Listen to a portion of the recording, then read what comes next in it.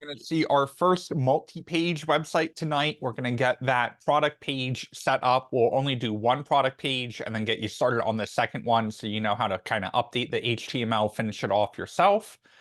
We will do the contact form wiring up. So we'll see for the first time how we wire up to another service before we get into building our own APIs and backends and email servers and all of that kind of fun stuff. We will use a form submission website, read the documentation, make sure that we can receive emails on that.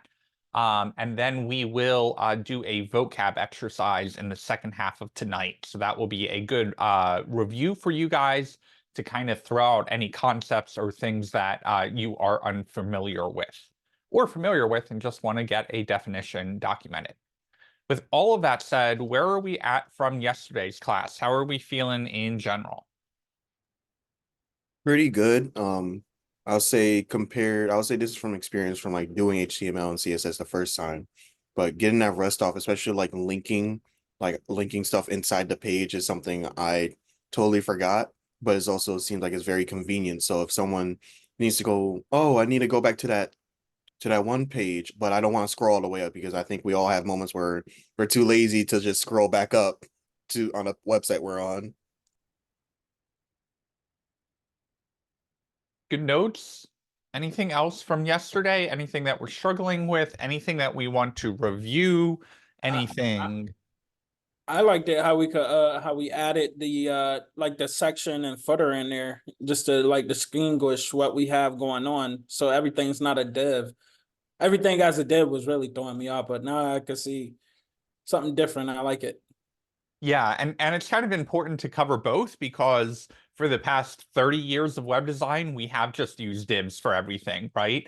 And the div soup you see is pretty real, right? When we get a row and a column and a row and a column and then a form, you get so deep in that it's easy to get lost in it, but at the same time, it's kind of important to be able to up your skills there because that's the way web design has been done for years and years. So when you're working in someone else's code, it's about those techniques, right? About saying, all right, let me try and comment this out, or let me try and use extensions that will help highlight the divs, or let me click in that div and be able to find the ending one.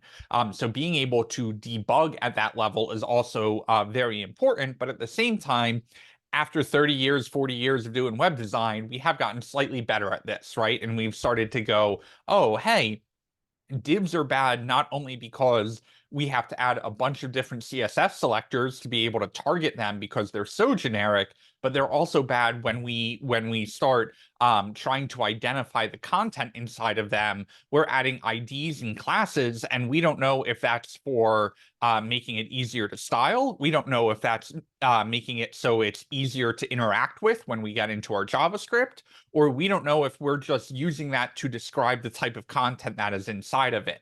And so if we do a quick Google search for semantic HTML tags, which I probably should have done a little bit earlier, we can see that there are some semantic HTML tags that we've been using already. So non-semantic elements like div and span, right? They're not describing the type of content that is inside of that element. And then we do have semantic elements like form, right? And we saw form for the first time last night. Form adds some functionality into the browser, but now there are even more semantic elements in what we call HTML5, which is the latest version of HTML. And we've already started to see some of these, right? So tonight we're going to play around with nav for the first time. We're going to use the bootstrap nav. We saw section, which is just breaking the site apart. We used footer for the first time in this project. It's important to note that header and head are not the same thing, right? So a head is what we started using day one of HTML, right? That's where we put our CSS. That's where we've got our link tags. That's how we have Bootstrap working. That's our title. That's our meta. That's all of that stuff. But header is meant to be, if you think back to the news site, we had like menu, the name of the news site, and some links up at the top, and then we had our nav links underneath it. So these semantic elements are really helpful in breaking it apart. And like W3 School says, is instead of having to do something like div ID nav, we're able to use that nav component directly. There was a really good question asked last night, I think after most of you guys had headed out, which was, do we have to use semantic elements? Could we have accomplished all of this with divs? And the answer to that is absolutely. There is no difference to the computer, whether it's a div ID equals nav or just a nav component. However, the semantic elements are definitely a newer way of writing our code, just because they are more descriptive and means that we don't necessarily have to put IDs and classes on everything to target it in our CSS. Anything else from yesterday's class? Sorry, I'm just popping open the chat. Thanks for sharing those illustrations. I think we just saw a little bit of that on Free Code Camp too, which was totally unintentional. But yeah, so a great idea of being able to see the layout and see how things work there. And it's important to note that that isn't required on every single page, right? So when you make a website, I wouldn't necessarily go out and template everything and go, oh, every website needs a header and a nav and a main and an article and a section and a footer. And but as you're building out the site, that can be really helpful to say, hey, is this just a generic div because I need to work with some layouts here? I need to get a row and a column working. Or is this something where I want to be descriptive with the content so that when a screen reader hits it for accessibility reasons, it can know, hey, this is the main section of the page. This is where all of the content is, compared to just another div that may say, container fluid on it or something like that. Okay, anything else from yesterday? Anything that stood out? Anything that we have questions about? Anything that you saw me do it one way and you're curious to know if it could be done another way? How are we feeling in general before we launch into the final page of the portfolio site? For me, what I found pretty helpful was definitely using the inspection tool for especially like seeing about other devices because it's pretty convenient to have that there to have what devices you want to look at because sometimes it takes a little bit in-depth research to like you just Google like, oh, what does this device have on their web browser and stuff when you can just have it all in one go on Google Chrome, because since Google Chrome is the more respected, useful website tool, it's helpful to just have the device layout on hand on inspection so you don't have to do that in-depth research, especially when it comes to this level of web development. Absolutely. Yeah. And nothing is worse when we think we're done with a website and we send it out to some friends and family for some testing, right? And we dive in and they come back and they're like, this looks terrible. And you're like, what do you mean it looks terrible? I spent hours. It looks so pretty. And it all comes down to they just opened it on a different device. So the layout just isn't exactly as we were expecting it. So in this day and age, yeah, for the earlier projects, we kind of cheated and didn't address it directly. But it is very important to test on different screen sizes, not only for layout, but also for some functionality, right? So as we start writing our JavaScript, we'll start seeing different things of, oh, this works on this device, but not necessarily all the others. And so Google Chrome can be really helpful, especially on the layout side of things, being able to test different screen sizes, working on, all the way up to a big 24-inch monitor, all the way down to a 3-inch iPhone, lots of different things that we've got to address in there and make sure that the layout is correct. Another thing I want to add to that is free code camp is definitely helped me a lot, especially with like the forms and the section part. After we got done with class, I wanted to go do the extra credit, so it kind of like helped me a little bit how to better understanding how to use sections and forms and where stuff go. And also W3 School is definitely my best friend for sure. And ChatGPT, but I only use ChatGPT to like explain how things work as like a 5-year-old. So it breaks it down for me just in case like there's things I didn't understand. So Yeah, that definitely really helped me a lot yesterday for sure. Absolutely. I'm glad that you brought ChatGPT up. ChatGPT is one of those things that you've heard me say time and time again, that using other resources isn't necessarily a bad thing. What is more important is that you understand those resources, right? So for the first time last night, we went over to Bootstrap and we took an entire element from it, right? We took that button element. And that wasn't too bad because it's just one line of code. It's just a couple classes. But as we get further and further in depth there, we also took something like the card. And the card, now we're working with 15 lines of code. It's got a lot of different pieces to it. And when we analyze that, we want to go and say, do I understand this? Yes, I just took this blindly from Bootstrap. It worked. It accomplished my goal. But if my boss came to me and said, hey, did you write this code? I'm not going to lie. I'm going to say, no, I took that from something pre-built. But I still need to be able to defend it because now I'm using that code, right? It's kind of like using a quote in an essay. Using a quote in an essay is totally fine because now you're bringing in credibility. You're saying, hey, someone else who is more of an expert in this topic has said this thing and I agree with it, and I'm bringing it into my paper to add value to it. But you wouldn't bring that quote in unless you fully understood that quote, unless you agreed with that quote or disagreed with that quote.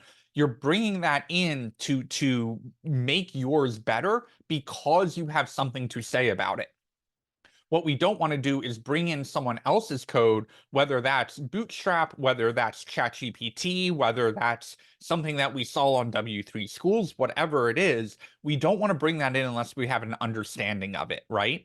And so that's kind of the beauty of ChatGPT, is that we can work that system both ways. And so I'm going to do a little example here with ChatGPT. If you have not played around with it, I definitely recommend it. ChatGPT is something that the only thing I will caution you with, as someone with a decade of professional development experience, and as someone who builds conversational chatbots as a day job, is the problem with ChatGPT is that it does not know when it's wrong. So think about when you're having an argument with a kid, right? And that kid is sucking in all kinds of information, but they don't necessarily know what is right or what is wrong. ChatGPT, the vast majority of the time, is going to be right, and it's going to try and help you. And even me, I use ChatGPT when I'm working on something that's particularly mathematical, and I will ask it, hey, write a function in JavaScript that converts a binary into an S float decimal. It may make no sense to you right now, but it's something that requires a lot of mathematical conversion. And I'm like, you know what? I'm sure I could write this and I could figure it out myself. But this is something that ChatGPT is going to just know off the top of its head. But it's also helpful to use that in reverse, right? So what I'm going to do is I'm going to pop open my code from yesterday. You don't necessarily have to follow along here, but we can ask ChatGPT some questions here. So I can take my entire index.html, copy it in, and ask a really, really broad question, like analyze this website. And hopefully this isn't too long for it. I will send that in. And literally all I said was analyze this website, dropped all of my code in. And when we scroll down to the bottom, we're able to get a basic overview of ChatGPT and what it's seeing here. So it's saying, all right, let's go through this line by line, right? And this may be a helpful exercise for you guys. This isn't something that we did, or when we did do it, we did it pretty quickly. So we said, all right, the doc type, the HTML structure, we see the HTML, the head, the body. We see the metadata, which we touched on a little bit, right? About being important for the viewport being responsive in Bootstrap. It says the title, and then it's kind of interesting here, right? Because AI here, we think, oh, AI is this magic silver bullet, and all it says is title. The title of the web page is Max Matthews Portfolio. Okay, well, if I said that to you, you'd be like, no shit, Sherlock. Of course it is, right? It's a title element. What we would like to get out of the AI is the reason why the title is important is because that's what displays in the tab. That's what allows the search engine crawlers like Google to be able to list that as the title of your website, all kinds of stuff there. But anyway, we go through, would love to see a little bit more of a breakdown here. And this is where the beauty of ChatGPT comes in, because we see external resources, and that may not be something that you've heard me say before, right? And so we know what Bootstrap is. We've talked about Bootstrap, but you're like, I didn't really like Max's definition of what Bootstrap is. So we could come in here and say something like, you mention external resources like Bootstrap. What is Bootstrap?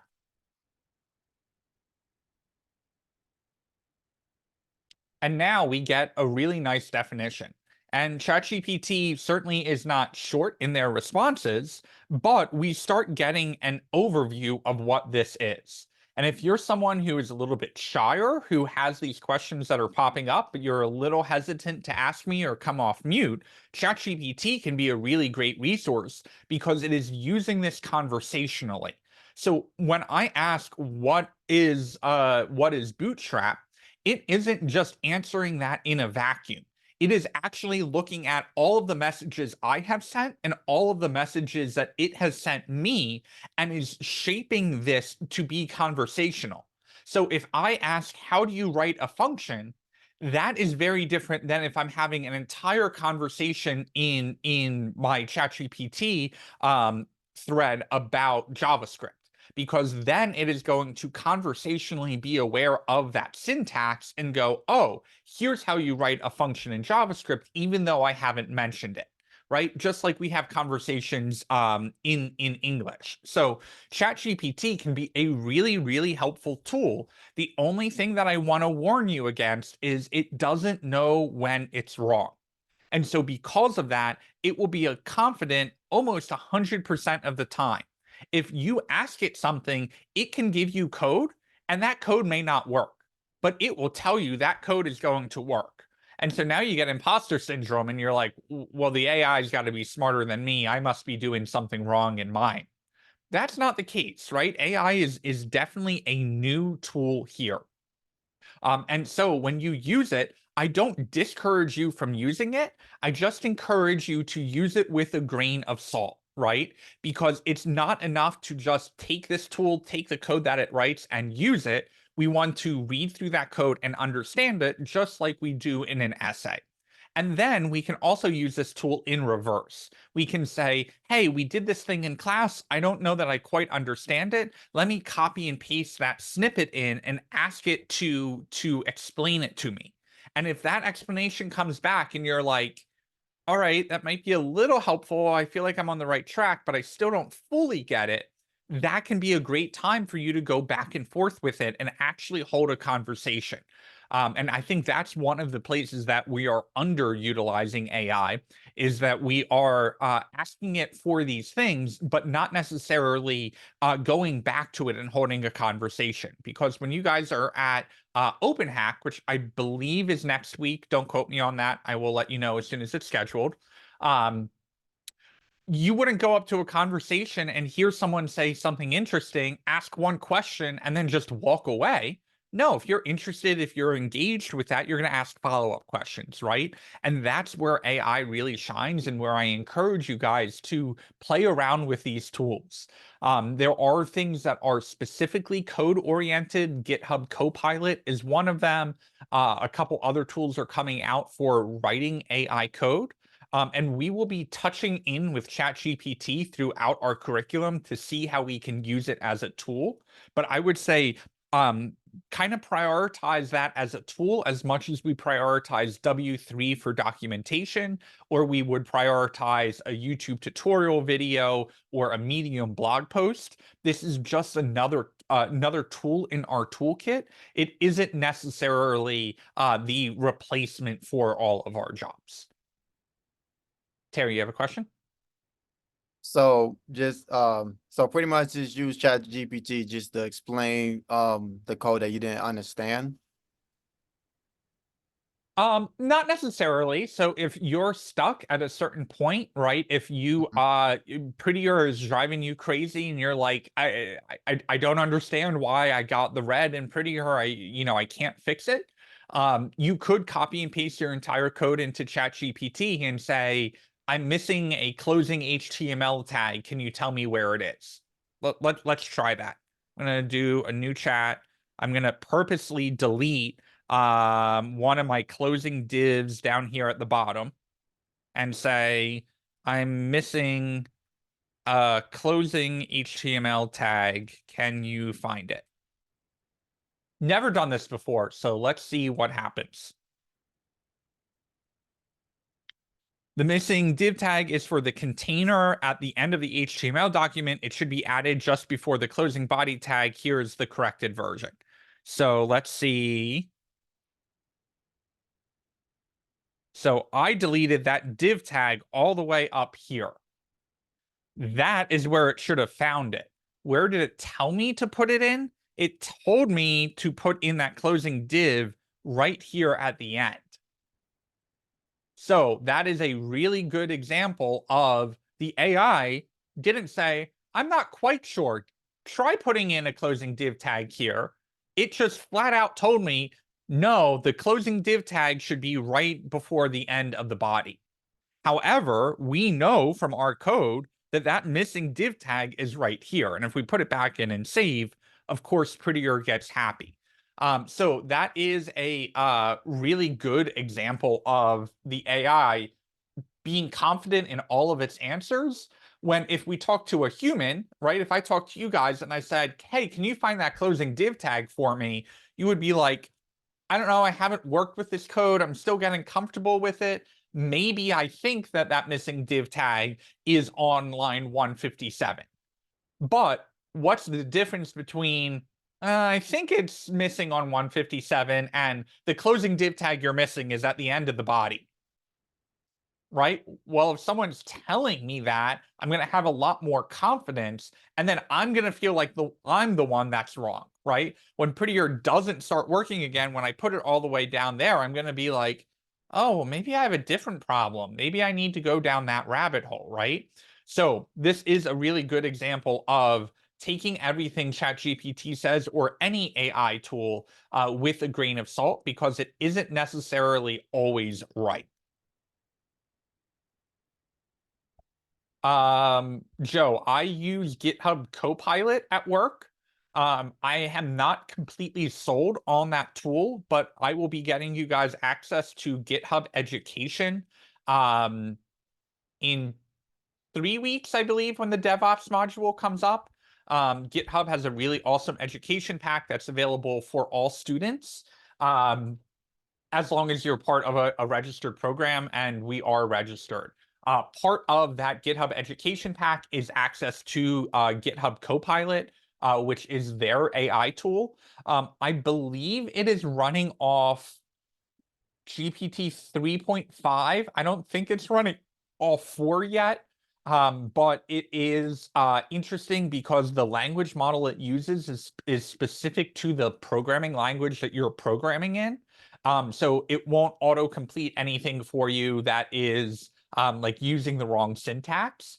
But it is really quite interesting because sometimes what it generates is like spot on, and you're like, wow, that should save me 10 minutes of like looking up the filter function, remembering what the parameters were, all of that kind of stuff. And other times I have just taken screenshots because I've typed in like 2 letters and gotten a message and gotten distracted and come back. And all of a sudden it's suggested like 40 lines of code where I'm like, what are you smoking? That isn't even close to what I was going for, right? So we don't use GitHub Copilot directly in class because there's something to be said about practicing looking up, going to an authoritative documentation source like W3, learning to read the documentation, all of that kind of stuff. And the other reason is because it hasn't completely revolutionized how I code day to day at work, right? A tool like Prettier has, right? Where I don't worry about my indentation anymore. I let Prettier do it for me. I save, I come back, and everything is fine. Copilot is something that I have played around with, but honestly, if you took that from me tomorrow and said you can't use Copilot anymore, I don't think I would be any better off or any worse as a developer. With other tools like Prettier, I definitely would be, right? That's a tool that I would definitely miss. So Copilot is something interesting, but I haven't completely been sold on it yet. Same for ChatGPT 3.5 verse 4. We do have a paid account. I've played around with it. I haven't seen anything significantly different with it. I heard someone make a very interesting argument that AI has the potential to replace junior developers, but it doesn't have the potential to replace senior developers, at least not yet. And so what that means is while companies may be hiring less junior developers because AI can do those tools or those tasks, it doesn't mean that you can become a senior developer without becoming a junior developer first. Obviously, that will change as AI evolves, but some interesting thoughts that I've heard out there for that. Yeah, I've been using for pretty much daily since it came out. So I'll use it for I put a comment in chat talking about like if there's a math concept that I'm having trouble with, I'll have it like go and explain something to me. And the thing that I think that I've noticed, it's not like drastic, but you get a longer, more in-depth explanation of something, and the occasions or the instances where it'll be like confidently wrong are lower. It still happens though. Like sometimes, like I got one when I was going over a thing. I was like, "Hey, can you factor this?" And it was like, "Yeah, it's this." I'm like, "Well, no, that doesn't seem right. Shouldn't it be this?" And you're like, "Oh yeah, no, you're right. You're right. And It's and then it could be both answers or something like that." yeah, and it will be 100% confidently wrong until you tell it it's wrong, even if it's not wrong, and then it will be like, "Oh no, I am wrong." Right, and that's that comes down to programming in addition to LLMs, large language models, which ChatGPT is based off of. Anyway, I like to throw it out there because oftentimes you hear educators come back and be like, cannot use ChatGPT. That is the devil. That is going to ruin our society. Like, don't use these new tools. And for me, that's 180 of my position, right? I am like, definitely use those new tools, but at the same time, what have you seen I'm particularly good at? When you're missing a div, you can share your screen and within a minute or two I find it, right?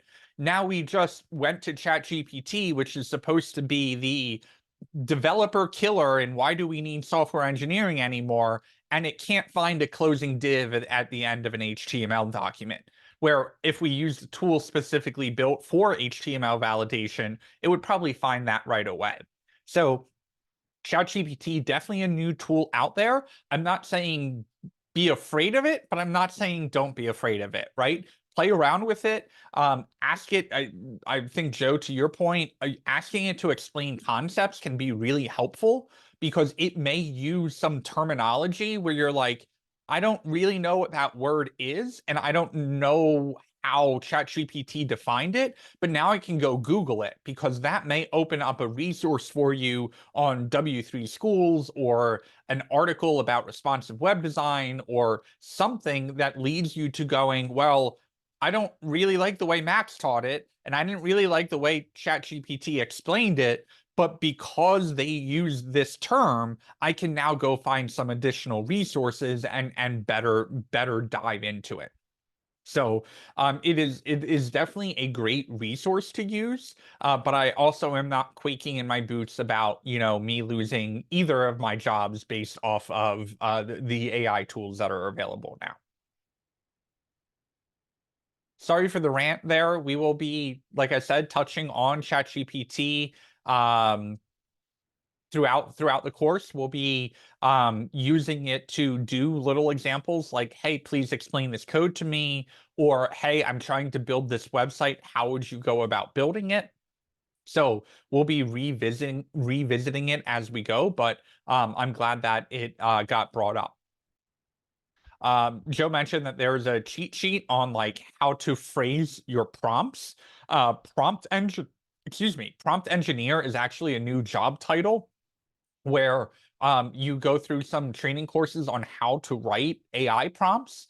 And then you basically are optimizing what you're asking the AI engine, the the large language model to be more productive. But the cheat sheet is a really great starting point for that. In terms of saying, hey, these are the things that ChatGPT has optimized to make sure that it can answer well. And then if you are interested in that down the road, there are lots of things that you can do to make yourself more of an AI whisperer, which I think is a really cool job title for prompt engineer. Any questions about AI? Wasn't planning on going down that rabbit hole, but hopefully that provides you some interesting insights.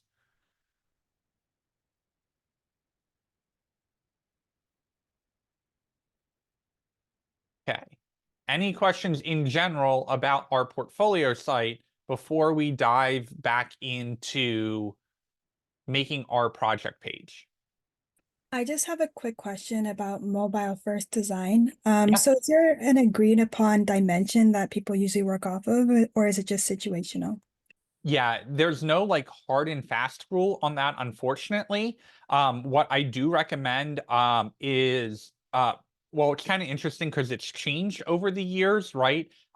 It used to be that an iPhone was 3.5 inches, and all the way up until the iPhone 5, maybe I think 5, all iPhones were 3.5 inches, right? So that was like, oh, whatever the resolution is of that iPhone, that's what we work off of. And then as we've progressed, obviously our phones have gotten a lot bigger. And so when you start a new design, you start looking at basically what the most popular phones are and start designing around that. Because now all of a sudden, the people who are still running all the way back to the original iPhone are kind of in the minority now, where back in the day they were in the vast majority of mobile design. So what I recommend is designing off kind of a combination of whatever the most popular phone is of that day, whether that's Google or iPhone, that's totally fine. And then the other thing I recommend is taking a look at the breakpoints in Bootstrap.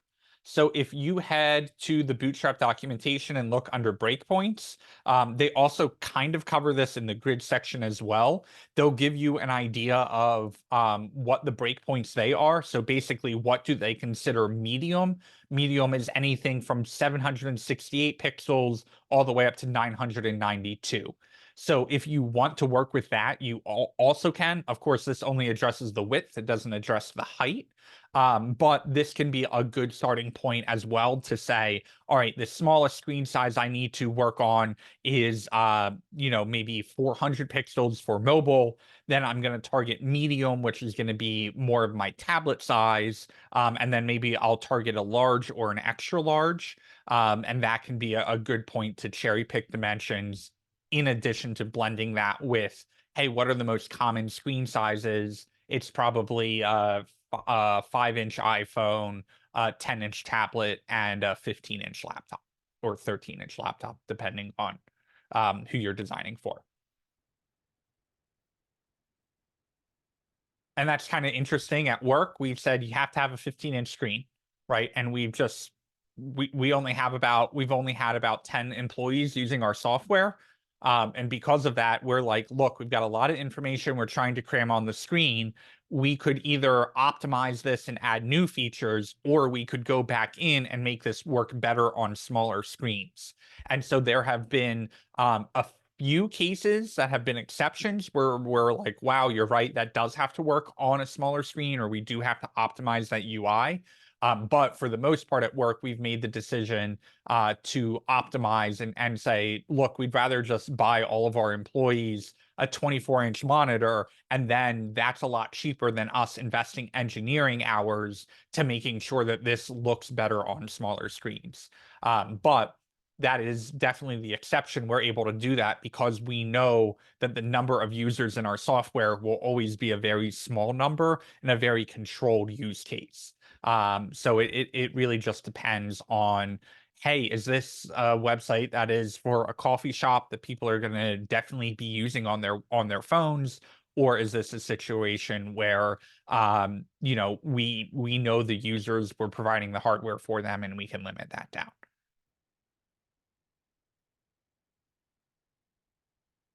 All right, any other questions for tonight before we dive into part 2 of our project page for our portfolio? I think we're on part 3 now, actually.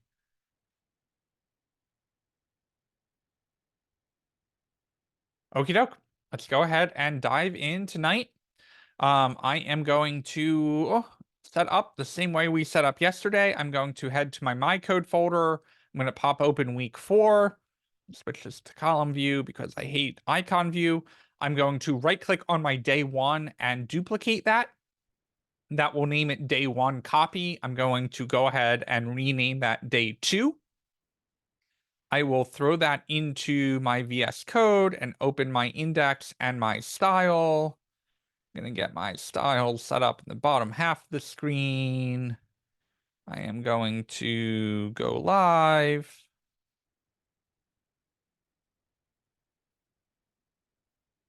This is where we left off. I'm going to fix my name not being centered before I forget by throwing in a text center here, which should fix that problem. I'm going to start a live share. That is now in the chat. Hide my files. I will pop open the reference website and drop that in the chat so you can follow along. And I will give you all a minute to get set up.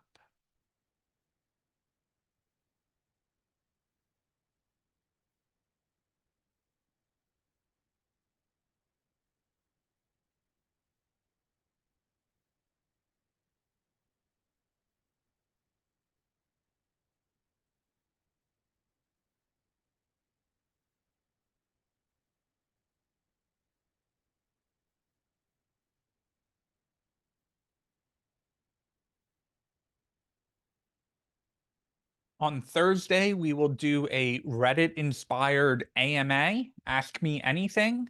So I will do a brief little bio of kind of my history and how I've gotten to where I'm at. Nothing annoys me more than when a teacher does that like day 1, and I'm like, just shut up and start teaching me, right? But I do think that it's good to get my background. You're stuck with me for another 5 months. So on Thursday, I will do a brief little bio, talk about how I learned what I learned, the journey that I went through. And then we will open it up to questions, whether it's in the chat or whether you want to come off mute or ask questions that way. If you thought the AI tangent was a tangent tonight, wait until you see what tangents I go on Thursday night. But just planting that seed out there for you guys to think about any questions that you may have for me. Start brainstorming them, and you'll have an opportunity to ask them on Thursday. Looks like most of you are signed in to the live share, so we are going to go ahead and dive in tonight. I'm pretty happy with where we left off that first homepage, but believe it or not, we haven't worked on multi-page sites yet, right? So what happens when we click on this button, we get an entirely separate page. And this is everything that I recommend for a portfolio page. Oftentimes when I'm looking at other people's portfolio sites, they've got either a really weak page where it's just like the name of the app, and I'm like, well, I kind of want to know more about it, right? Or they've got like a 9-page documentation of how to get it set up, how to use it, all of these details about it. And I'm like, okay, but I'm looking to hire you. I'm not looking to understand everything that you've done in your past. And so I have found this page to be a really good balance between the two of them, because it's addressing, okay, here's the summary, and the summary is never more than a paragraph. Why did you build this thing before you wrote a line of this code? What inspired you to get going on it? what didn't you get to do, because no technical project is ever finished, right? There's always that one more feature that we could add, or the one thing that we could go back and improve. The link section, which is both a copy of the code, so I can actually see what you did, but then also a demo of that code, right? So I don't have to download the code. I don't have to open it in my browser. I don't have to install the dependencies. There's just a one-click place that I can go and see it. Don't panic on either of those yet. We will get to those later in the curriculum. And then finally, the tech stack, right? Because there are a gazillion different ways that you could build this project in particular. And so I want to know, what skills did you use in order to build this? So with all of this said, we got to get our page set up. So I'm going to head over to my files. Feel free to follow along with me here. I'm going to make a new page called weather.html. The new file icon is up here in the top right, by the way. It disappears if you're not hovering over the name of the folder. Really annoys me that VS Code does that. So if you're looking for new file up here, weather.html, we are going to go into our blank file, do an exclamation point enter to drop our template in. And now this is kind of an annoying thing about HTML. We have to get every page set up for Bootstrap and for our CSS. There's no way to say, this is the one project template page, use this everywhere.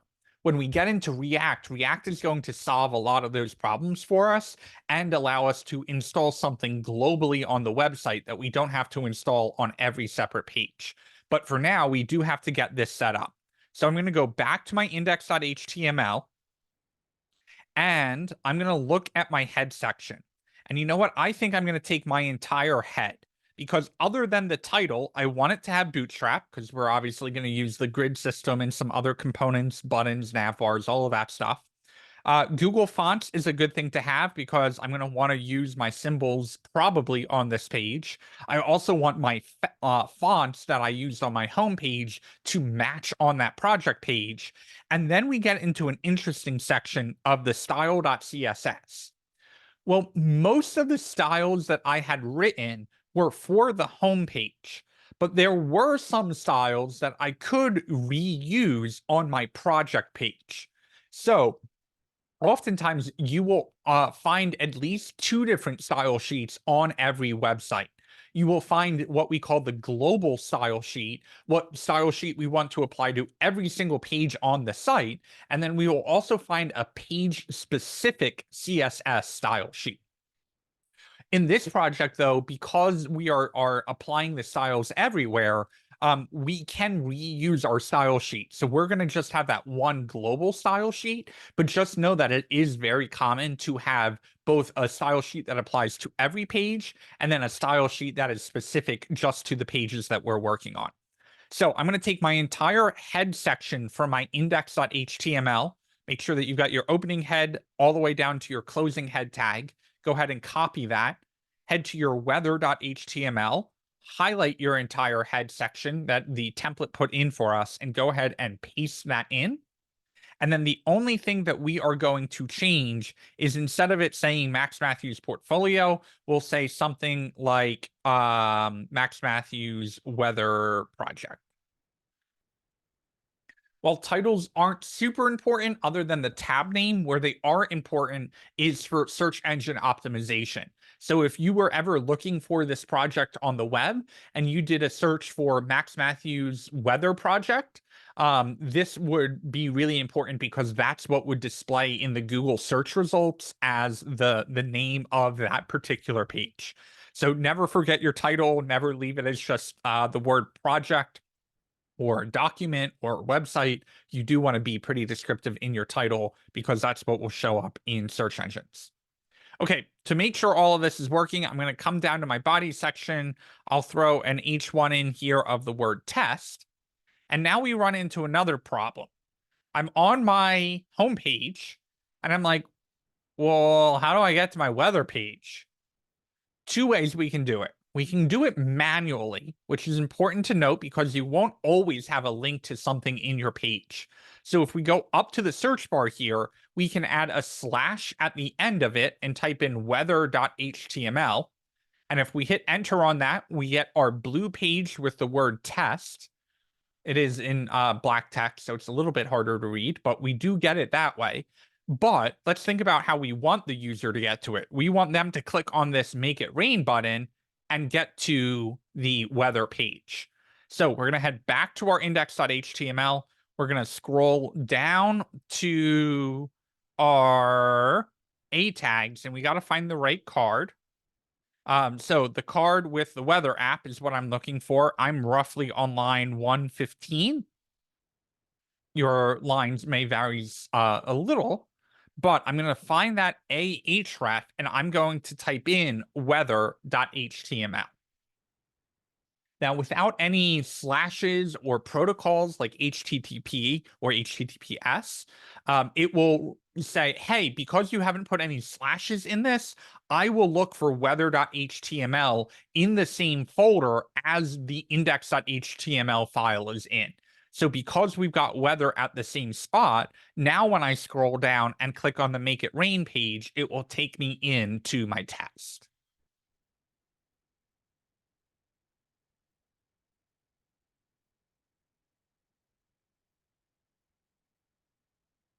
Anyone have link issues? Anyone have page setup issues? Okie doke. Before we dive into this page, we are going to take attendance quickly. Tonight's secret word is navbar, Navbar, because that is the component we will be starting on first. Go ahead, head over to Canvas, fill out attendance quickly, and then we will dive into using our navbar.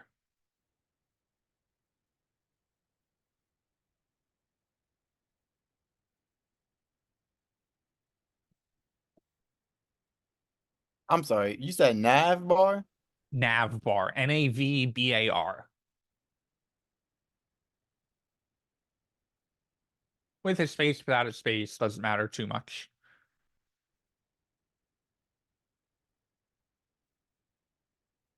Actually use a fun language parsing tool to figure out how close your submission is to everyone else's submission, and that's how I detect if it's a valid attendance entry. Do the same for the date timestamps. What's the margin of error? About 10%, which seems Okay. pretty big, but given that a space can be, you know, like out of 7 characters, a space can be one of those 7, the margin of error can Right. actually be pretty big on them.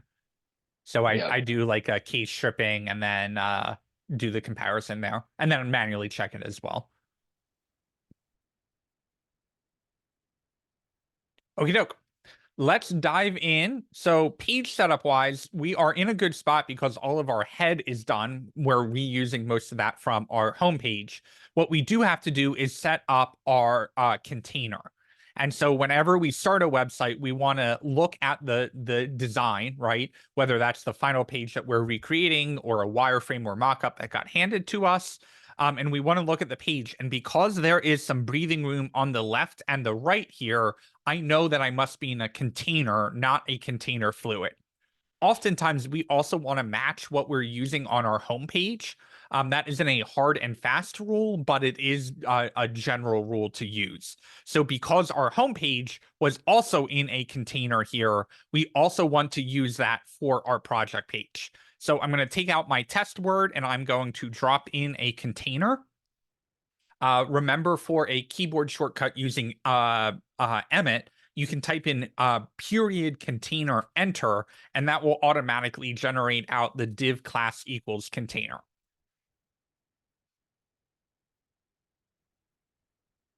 From there, working from the top down, the first thing that I see is my nav bar. And nav bars are one of those sleeper features, right? Because you're looking at this and you're like, Max, we've done nav bars before. They, you know, have a little bit of padding. They may have your name a little bit bigger. They've got links up at the top, but how hard can that be? Let's just write that CSS. However, nav bars can get complicated because when you get down to a certain screen size, you don't actually want all of these links up at the top. You would actually like what we call a hamburger menu. So when we click on that, it actually gives you a drop down of all of the links. This is a lot trickier to implement than you may realize. So Bootstrap has actually built a nav bar for us. So I'm going to head to getbootstrap.com. I'm going to do a search for nav up at the top. And I'm going to scroll up to the top. And the first thing they have here is what I call the kitchen sink of nav bars. This nav bar is everything. It's got the logo in it, but it also has things like drop downs. It has disabled links. It has a search function. It's got the button for search. I'm looking at this HTML and I'm going cross-eyed. If I tried to put all of this into my page and delete out what I didn't want, chances are I would accidentally take out a closing tag or too many divs or one extra thing that I didn't want and really mess it up. If I were building a page where I needed all of this functionality, I would take this in a heartbeat. But oftentimes it is easier to start out more simply and add it in than it is to take everything and delete it out, especially as a beginner in HTML. So I'm actually going to ignore this one and excuse me, I'm going to see what else I have on the page. And I'm like, okay, here's my nav bar with some text. And if I compare it to what I'm trying to build out, I do want some text out up there, but maybe that's a little too simple. So I'm going to see what else is on the page. I don't really care about the image, so I'm going to keep scrolling down. Image and text, don't really care about that. And then I'm going to get down to this one. And this is actually the closest to what I want. I don't necessarily need a disabled link up at the top, and this still looks like a lot of HTML, but it's simple enough where I can go, all right, I can start working my way through this and finding what I want to change and what I want to replace. So I am under the section called nav, and I am at the part that has the nav bar and 3 links plus a disabled one. So I am going to copy that HTML. Instead of highlighting it, using the icon makes it a little bit easier because it means I won't accidentally copy too much or select more than I want. So I'm going to go ahead and copy that. Again, I am under, if you go supported content and click on nav, that is the section that I am under. So nav bar on this page and then nav in the side links. If your page doesn't look exactly the same as mine, by the way, you can expand out your window a little bit and that will show you more of the links and make it easier to navigate. Okay, I'm going to copy that. I'm going to head over to my HTML. I'm going to head into my div class container, make sure I am between the 2 div tags there, and I'm going to go ahead and paste in my entire nav bar. Then when I come over to my site, I am going to see my nav bar show up.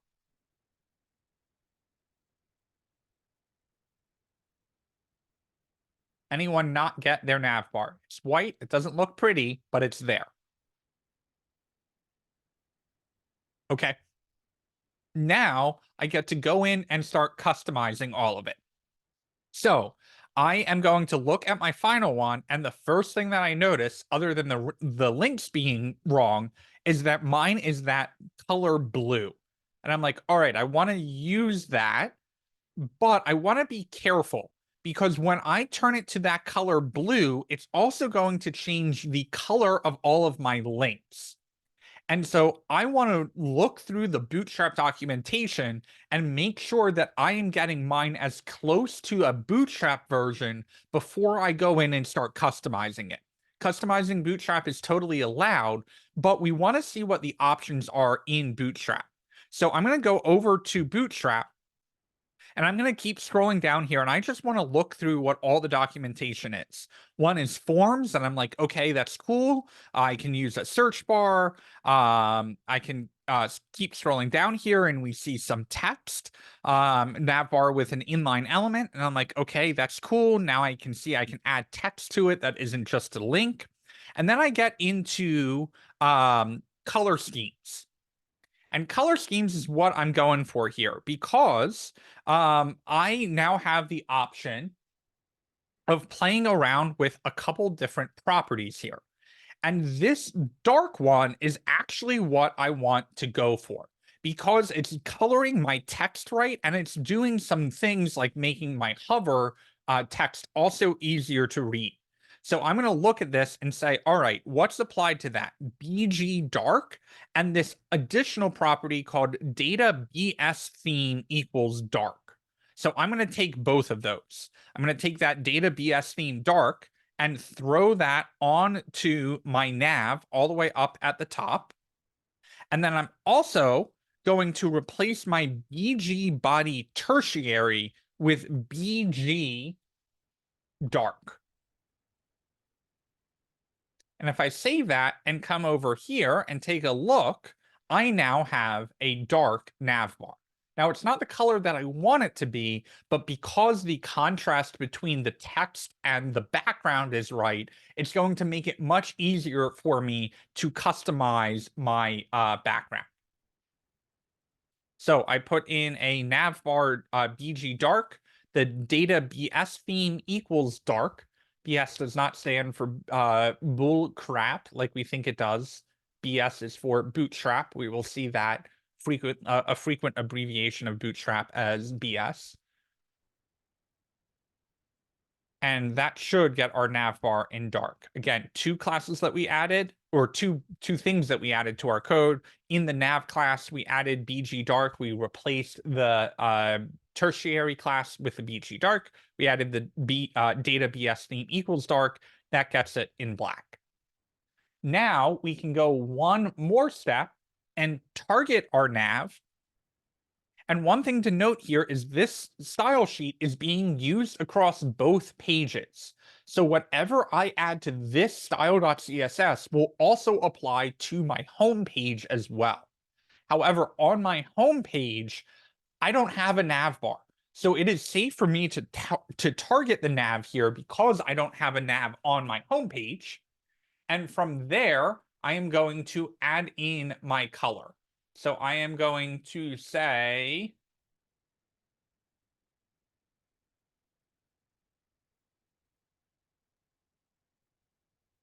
target my nav and make it a background color of hopefully this. Nope. Target my BG dark. Nope. All right, give me a second.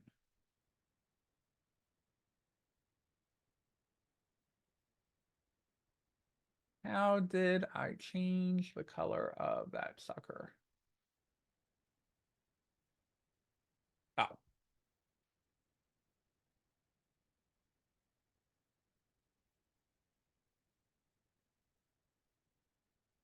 Okay. So this is the first time that we see an additional CSS property of exclamation important.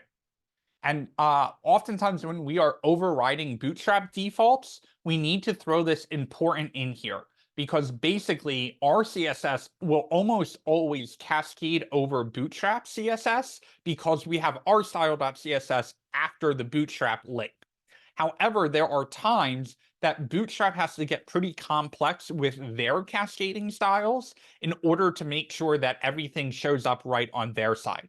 So adding in this exclamation important is not something that you want to use on a regular basis, but it is something to say basically, hey, I don't care what other CSS is here, always prioritize an important tag over any other CSS in the page. So by adding this exclamation important, it can be a really useful tool in overriding the Bootstrap CSS. So if we do that, we should get our nav bar in that right background color. We're going to finish out our nav bar with 2 final steps. We need to obviously update the content in this. So we are going to find where it says a nav bar brand, and we are going to change that to our name. And then we're going to make the href there just a slash. The href slash will mean, hey, take me back. Oh, no, it won't. We're going to make that index.html. Just kidding. When we make that index.html and click on our name, it will take us back to our home page, which is where we want to be. So a class navbar href index.html. Go ahead and replace the content of that a tag with our name. And then we need to drop in our links here. So the home page, we will keep that and we will take that back to index.html. And then we've got a couple other links to drop in. We also want to drop in our about page. But now we run into an issue because on our about, we want that to link to this specific section of that page. Well, if we look at our index.html, we actually did link to a specific section of the page by using this pound sign. But this pound sign is going to look on the page that it's on. So we actually combine them. We say go to index.html and then scroll down to the about section. We will take that same approach for the contact section.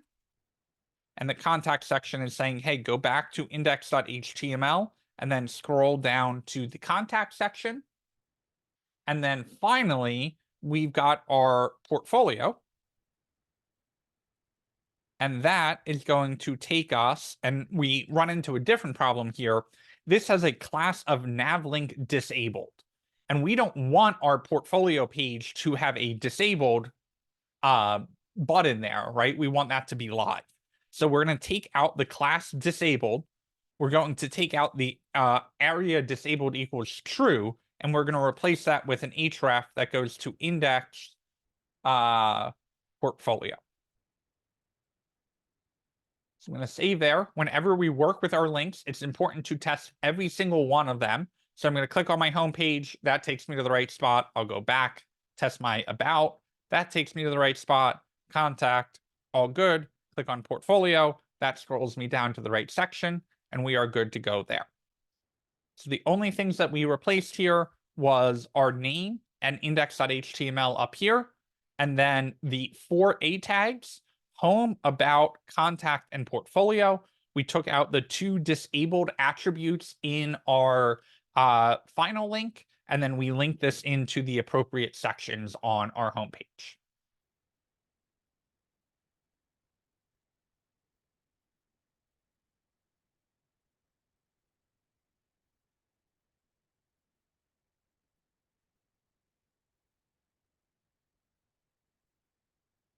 As a minute to catch up there.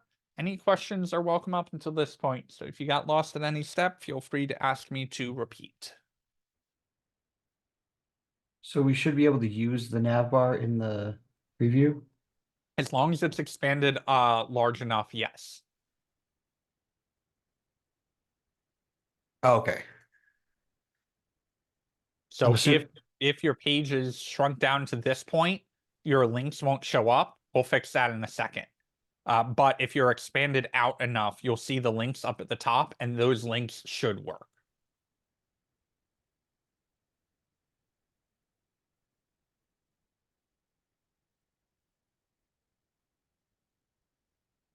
Sweet.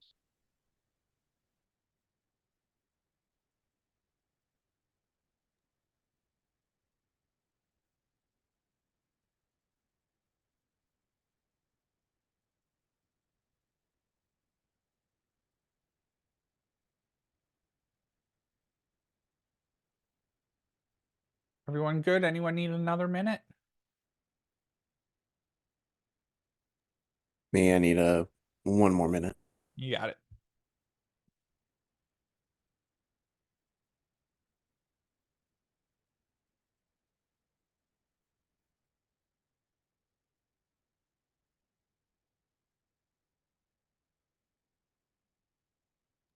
He said to try out the links to see if they work. Yes. Whenever we use links, it's important to test each one of them to make sure they are working properly.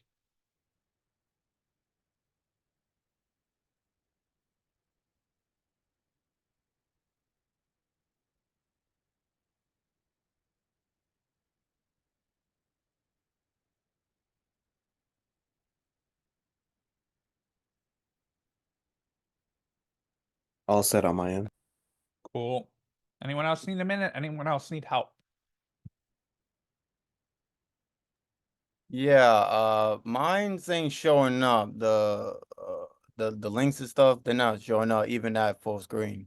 All right, share screen. Let's take a look. Okay.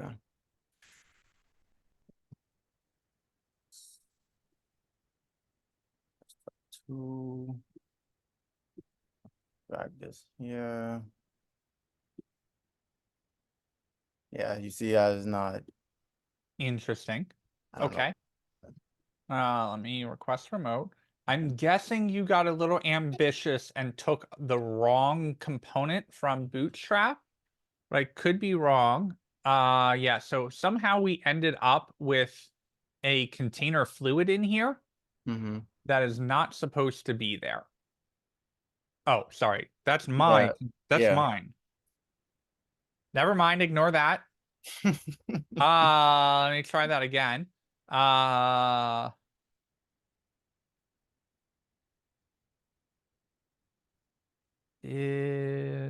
your viewport got set. Container fluid. Our collapse. And then our links are supposed to be inside the navbar collapse. Nav item. I don't see anything wrong right off the bat.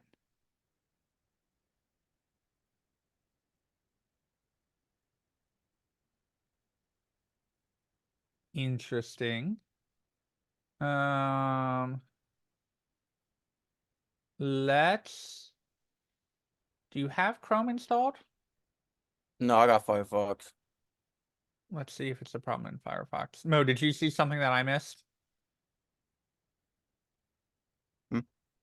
Not personal, not myself, and not right now. Oh, okay. I just sorry, I looked at the chat and saw your message, but I'm realizing that was from 20 minutes ago. So Yeah, that was just putting it in there for people who didn't see it. sorry. Can you drag that over from Firefox? Let's see if this is a browser specific issue. If it's not, maybe let's see if the JavaScript step we're about to do fixes it. No, it's not that.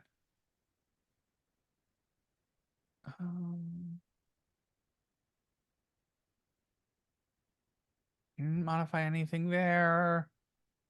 Add that in there. And it's navbar. Oh, you know what? You are missing the navbar expand LG. And if I spell expand right. Aha. Oh. Okay. So on the navbar, we took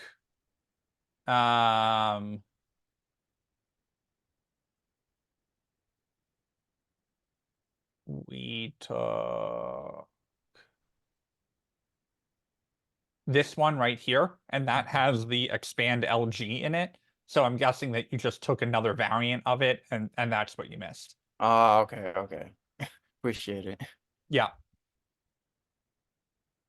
Quick to throw Safari under a bus, but it's not always the problem. Anyone else need help? Okay. So let's deal with a problem that we have. One thing that I'm noticing is that the portfolio link is white by default. That's what we call an active link. We like to tell the user what page they're on already. And if we take a look at our code and scroll down to the home page, it does have this link called active on it. So I'm going to pop out that class and move that class down to my portfolio link.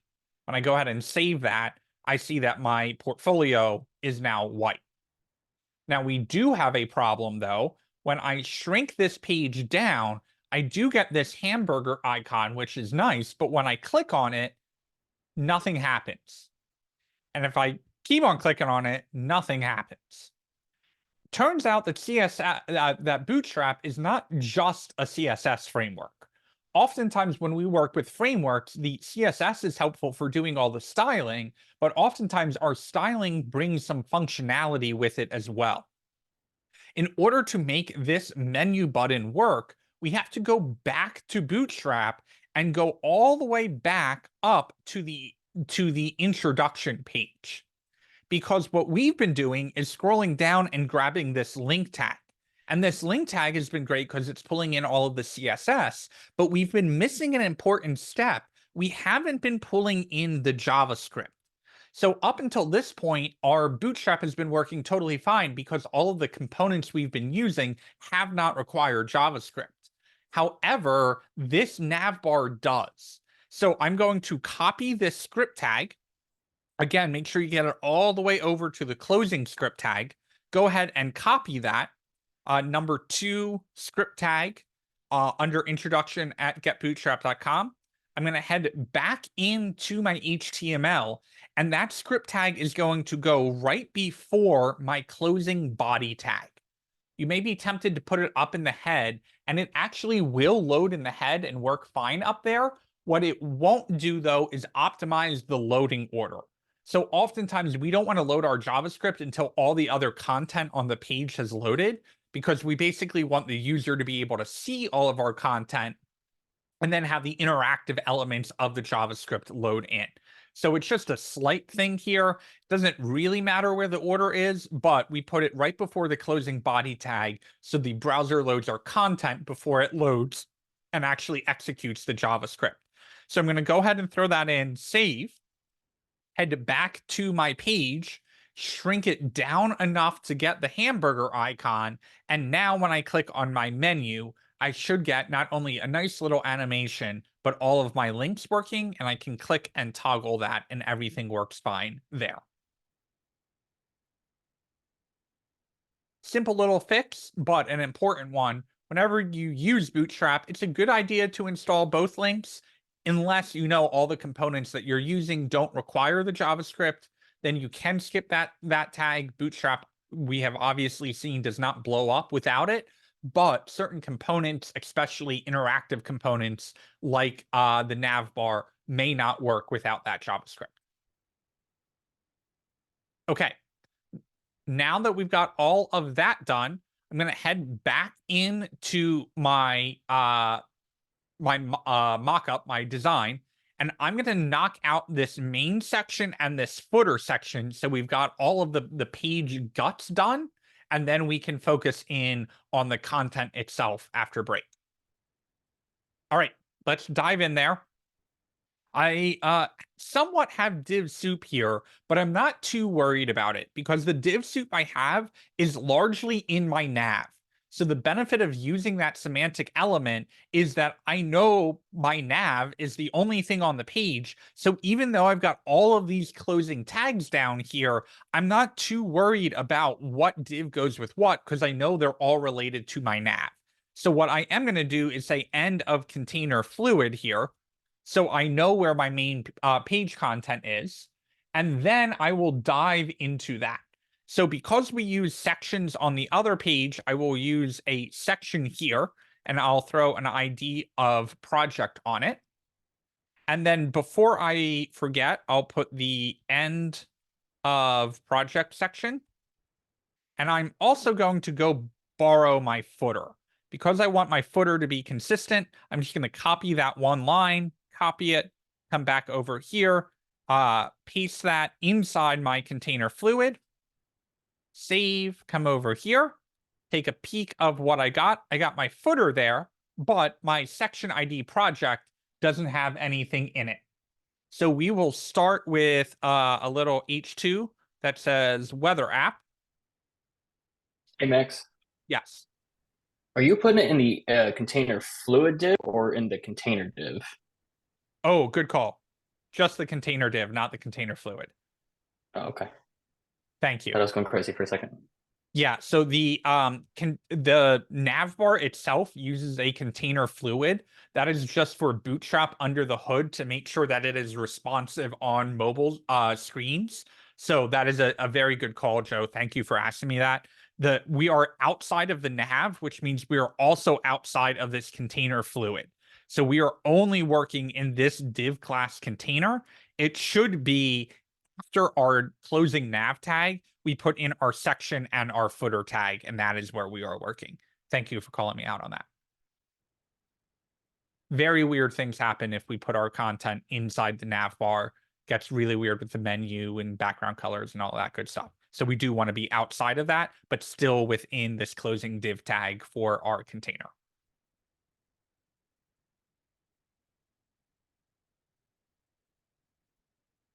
This is what it should look like.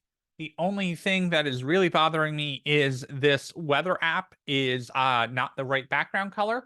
So to fix that, we are going to head to our CSS. We are going to target our project section. Again, we want to make sure that this ID is not accidentally targeting something in our index.html. Because we don't have anything called project in our index.html, it shouldn't be a problem. So we are going to go ahead and target that, and we will set a background color of that dark blue. Let's see if that is. Let me just open my cooler so I remember which one of these colors are which. That is my 1, 2, 4, 4, 5, 5, 9. So I will say background is that. Go ahead and save that in. And I also want to change my color of the text on that to white. And maybe I am going to work on the padding on all of that. So I will say padding 30 pixels. That gets me a little bit of breathing space. Make sure that looks pretty close to the final version. It does. And so I am good to go there.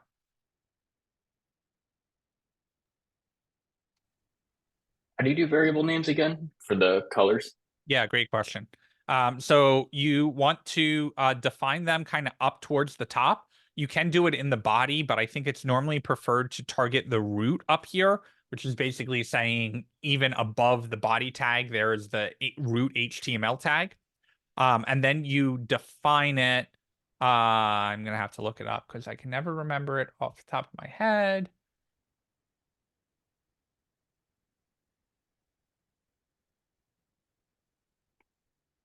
You say -- dark blue is going to be a certain hex color.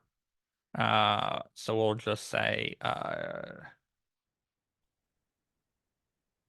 think it was 1, 2, 4, 5, 5, 9. I just cheated and used this darker one, but yes, Oh, okay. you can define multiple here. So I'll just for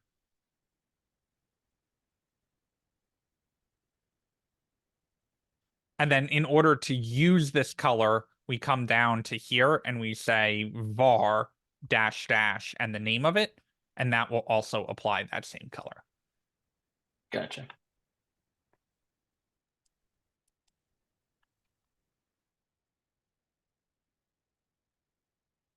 This is what it should look like. Our menu button should be working. We will do one more step before break, which is getting our general layout in place. And it looks like I've got a column on the left and then all of my content on the right.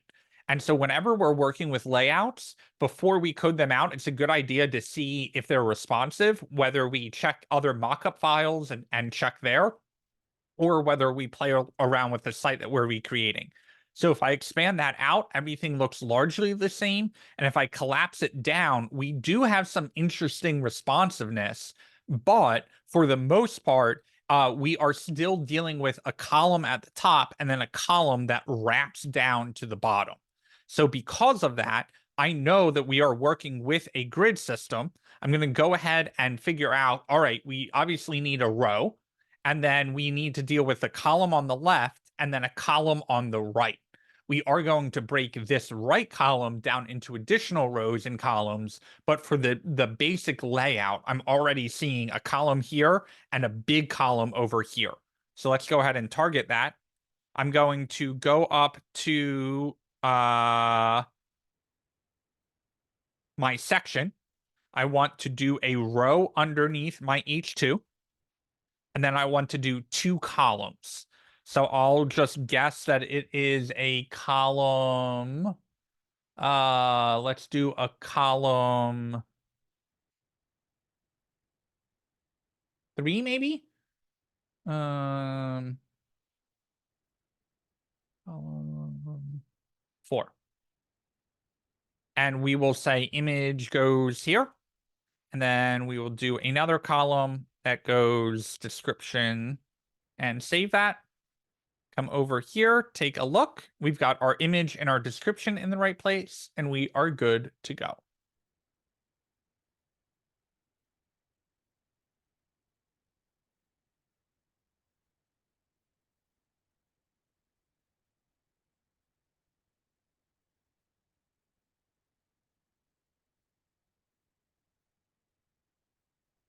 You got all of that working, go on break. Be back at 7:25. Stick around for 3 minutes in case you guys need help. Otherwise, be back 7:25.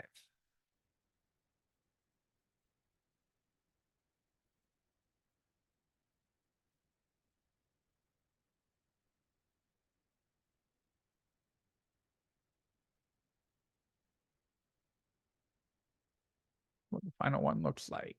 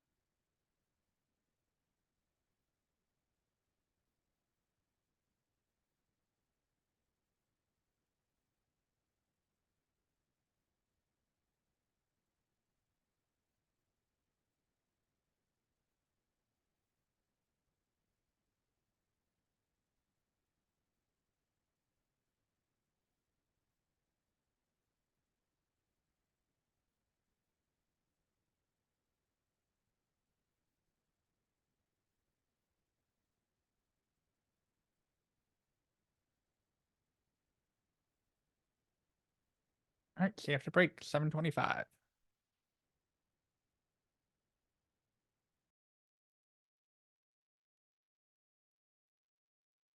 Welcome back, everyone.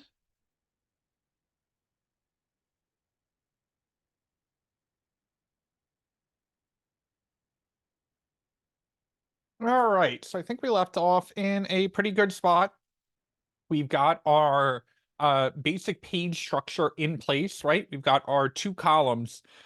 Sometimes, though, it is helpful to go off a visual. So as you guys are feeling more confident with writing your own HTML, I want you to always remember that you should never start a project in the code. We've done this a couple times, but you guys are getting ambitious, which is great. You're starting to play around with your own projects, which is also great. But we never want to just fire up index.html and start going at it, because oftentimes we think we have a visual in our head until we start building it. And then as we start coding things out, we start going, oh, let me change this, let me change this. And we're not seeing the forest through the trees. We're working on that one tiny component. We're getting that one image to show up. We're working in our code. And then all of a sudden something doesn't work and we forget what we are building in the first place. So whenever you guys start a website, whether that is something that a client has asked you to build, whether that is a recreation of a site, whether that is something totally brand new from scratch, I always want you to start with a drawing. Whether that's a mock-up, whether that's a wireframe, whether it's analog, whether it's digital, it doesn't matter what it is. Building that first will let you see what is wrong with your design, what you want to change about your design, and more importantly, as you're building it, it's your source of truth, right? It's the one thing that when you're struggling with your HTML and you can't figure out what's wrong with it, you can go back to that drawing and go from there. Joe, you have a question? Yeah, is it always necessary to do like to go from like wireframe to mock up to prototype to start coding, or can you kind of like skip like do the wireframe and then go into coding if you have a good idea of the structure? Yeah, so at my level of experience, I tend to go wireframe right into the coding. But I am also working more on app design where our components are already made, right? So I don't necessarily need to design a button and figure out the color of it and figure out the hover effect on it and all of that because it's already pre-built. Think about it as like the bootstrap buttons are already made. So if the client that you're making it for has already signed off on those buttons somewhere else in the site or somewhere else in the app, chances are they're fine with you using that button. If I were creating an app entirely from scratch, we don't actually start with the homepage. We don't start with a dashboard. We don't start with any of that. We start with a component library first. And we go, every button is going to look like this. Every text input is going to look like this. Every header is going to be this font size, and we play around with all the font sizes. We say, all right, we are going to build the entire nav bar. It doesn't matter what is on that nav bar, but we just put link 1, link 2, link 3. We figure out what a dropdown is going to look like. We actually build the component library first in design world and mock it all up. And then we kind of use that as a cheat code to say, hey, when we wireframe, we know every button is going to look like that. Now, if I were delivering a design to a client, I would still do the mock-up and say, this is what the final version will look like. But because the clients that I'm working with at work already know what the app looks like, already know what the buttons look like, it's less of a concern about the final design of it and more concerning about the layout and most importantly, the functionality of all of that. So it is entirely possible to skip a step there, especially if you go, hey, I'm going to use a pre-built component library, or we already have an existing component library. But it really depends. If you are someone who is a very visual person and you're struggling with your code, the fact that you have different colors may actually justify the mock-up step. So it really just depends on all of that. Great question. Any other questions before we dive back in? Okay. So I'm going to do a little visual breakdown here. We won't go as far as using the preview tool to draw rectangles around all of it, but I am going to visually make sure that I have planned through this before I attack it in my code. So the first thing that I notice is we've got one giant row right here. That row is broken up into 2 columns. So we've got our call 4 right here, and then we've got the rest of the column in for the description. But as I'm working my way down this, I've got to do some additional breakup work here. So I'm going to break this up into different rows that I'm seeing right off the bat.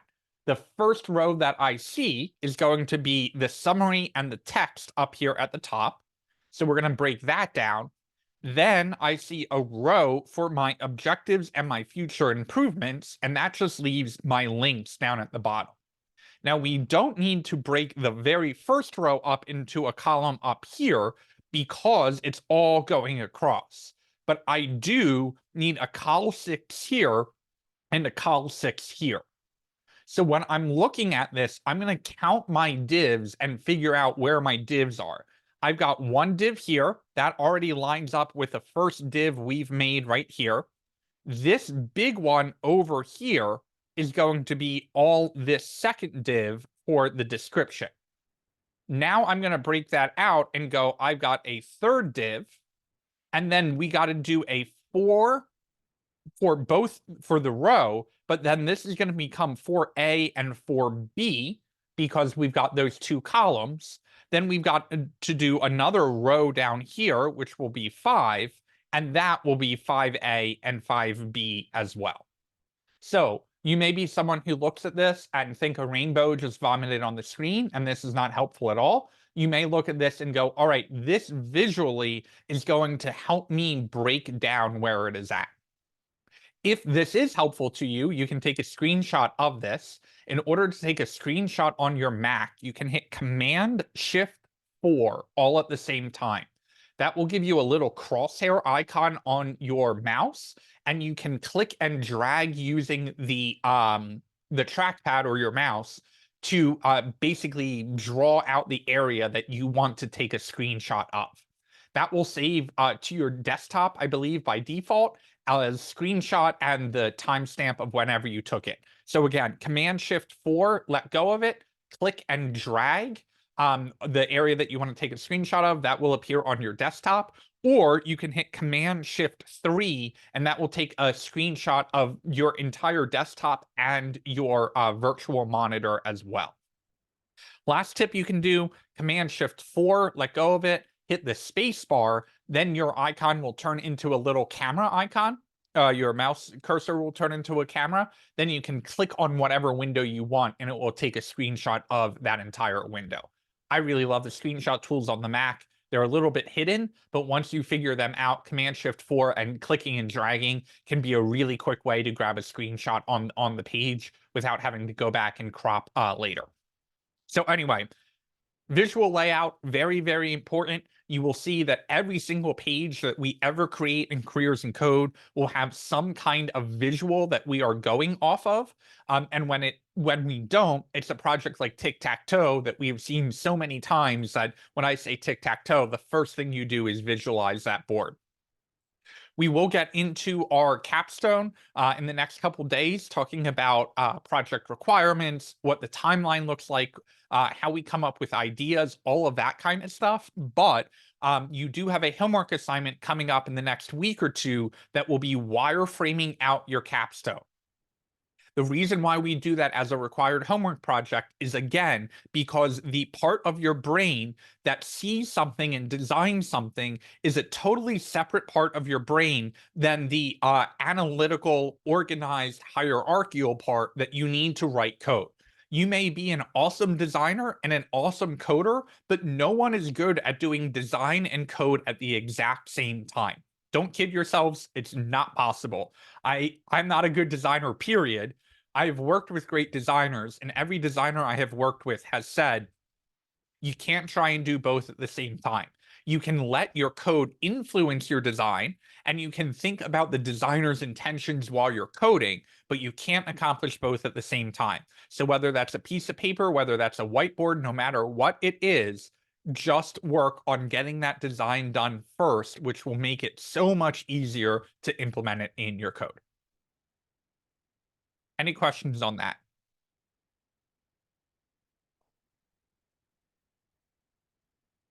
Okay, let's go ahead and dive into this.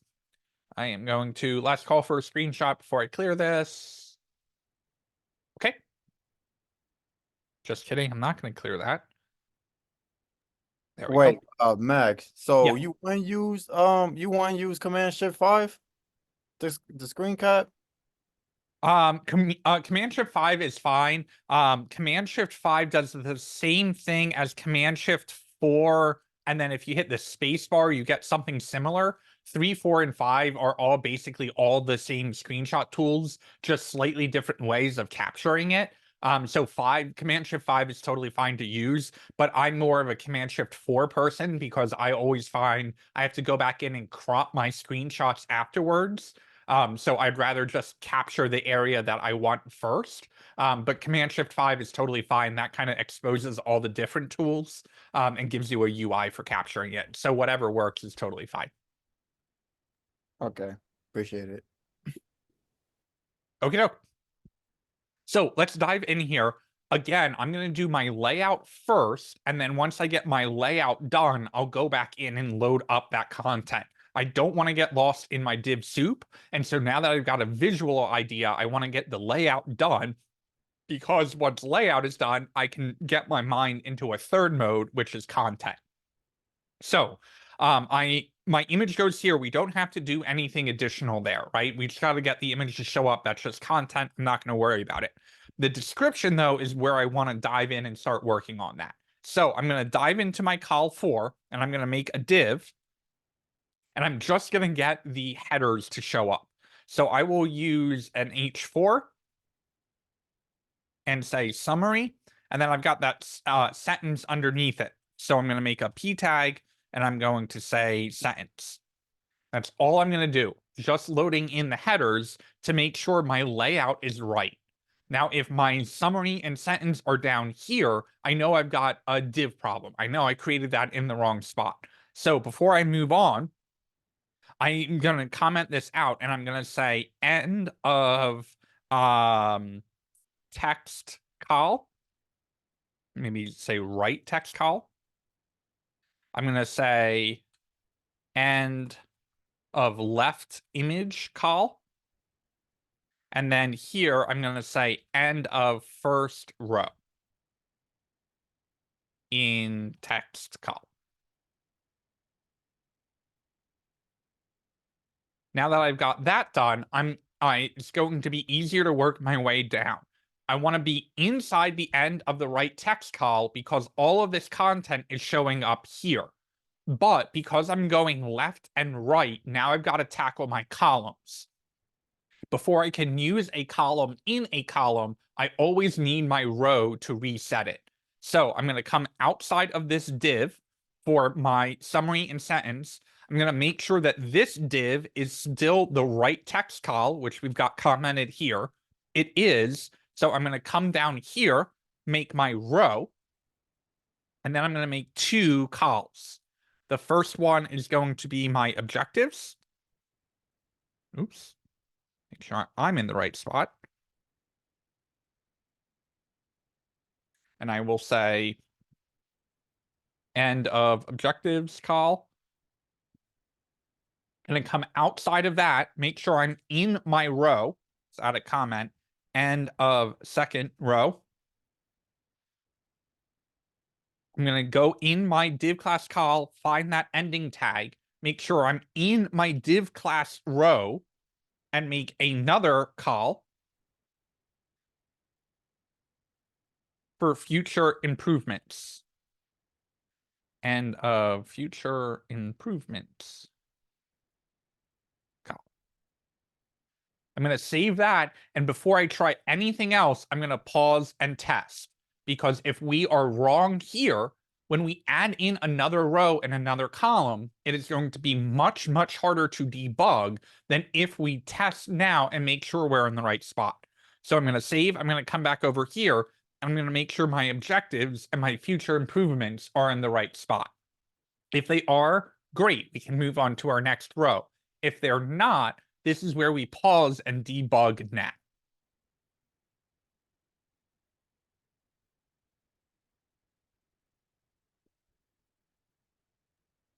Yeah, I'm just trying to follow on. That's a lot of divs. It sure is. And that's why you will notice I've got lots of comments in here. And I realize my comment is even in the wrong spot. Lots of divs here. And unfortunately, we can't use semantic elements here, right? We can't just make up our own semantic elements and call it a row or a column. But we've got a lot of layout here. And unfortunately, this is not an uncommon number of divs that we deal with in production websites. So this is the where the rainbow tags extension may come in and help. You can see I don't use that because I rely more on my code indentation than I do on those rainbow tags. But I am following my indentation. I'm letting prettier guide me. If my prettier breaks, I go, whoa, before I make another div, before I do anything, I gotta figure out what's going on there. But the ultimate truth here is my indentation right, And does it look right in the layout in my browser? Do I have objectives and future improvements at the right spot? A ton of divs here, but if we rely on, hey, whenever we make a div, it is going to make the closing div for us. Let's get just the layout right. Then when we come back in, it will be a little bit easier. I'm going to pause here and actually start a poll just to make sure that everyone has a chance to catch up. I don't want you to get frustrated at this point. We want to make sure that everyone is following along their divs and can read them properly and get everything working. So poll is up.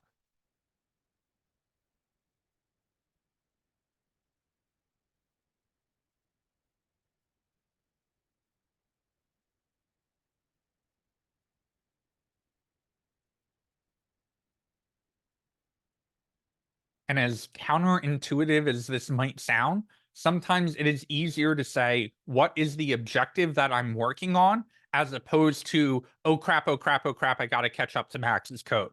So sometimes it's better to say, all right, I'm trying to make the column for objectives. I'm not going to look at Max's code. I'm going to look at my code, figure out where that column needs to go, and create it. Even though that's achieving the same thing as catching up to my code, sometimes setting the objective yourself and trying to achieve it is easier than trying to match your code up with my code. And the reason why that's important is because when you start working on your CAPSA, when you start working on professional projects, when you're working on your homework, you won't have my code to compare it to. So as you're working through this stuff, think about, all right, what is the objective here? This is not a game of matching. This is a game of understanding and making sure that I can do this on my own. I know easier said than done, but a good mindset to get yourself in. What does yours look like again? Okay, yeah. Okay. Good thing I got these this rainbow tags installed, because definitely helps a lot.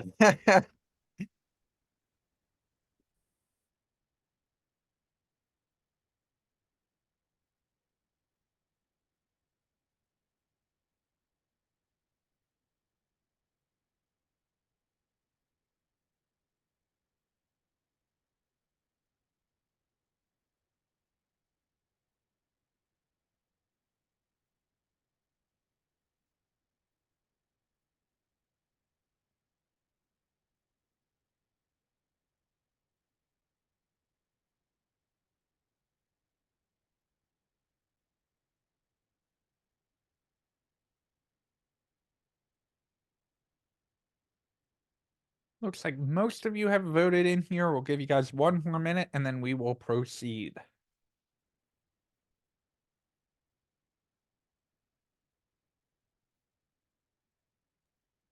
Max, I got a question for you. Shoot.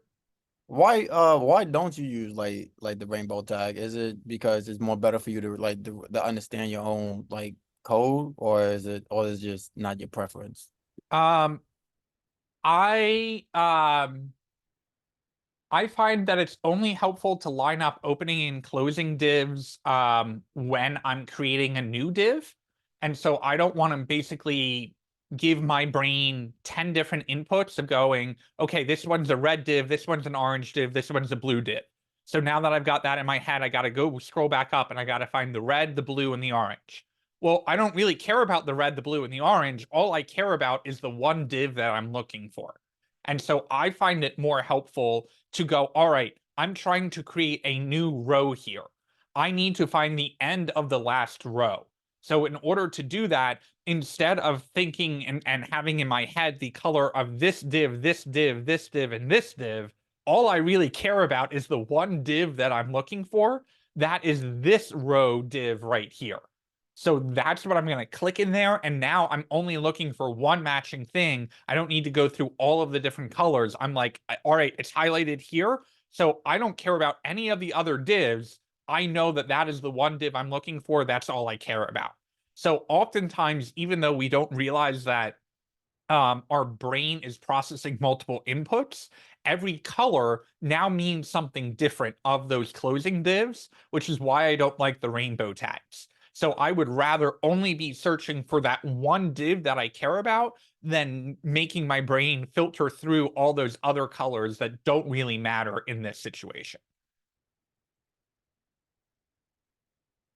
I've never thought about why I don't like it. I just know that I don't like it. And I know that I turned it on for one cohort and it was, I don't know if the recording's still on YouTube. I broke. It was like I couldn't write HTML all of a sudden. And I'm like, what is wrong with me? Like, did I drink something? Like, what am I on? And it turned out that I just cannot read through the colors. It's too much for my brain to process. And so I would rather just care about that one div that I'm looking for than have all of them there. That may not be the case for you, or you may find that you grow out of the rainbow tags and that they're really helpful now, but down the road you may want to turn them off. You may find them always helpful in your career, whatever. It's totally fine, right? It's a tool. I have nothing against it. I have nothing against you guys using it. I just personally struggle with having it on.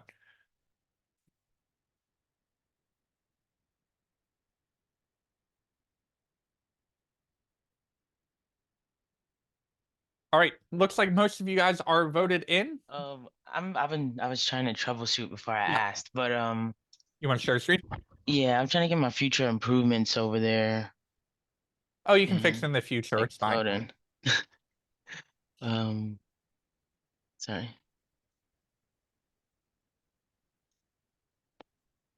Like it's like under my sentence and objectives. I was Okay. trying to look through my code, but I couldn't find it.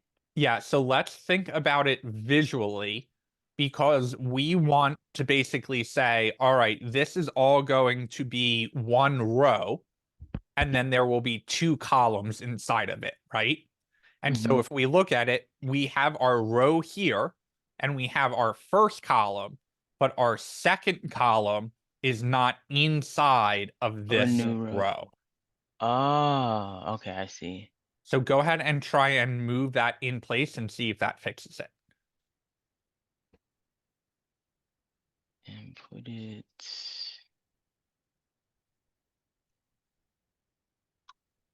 Yay. Good to go. Thank you.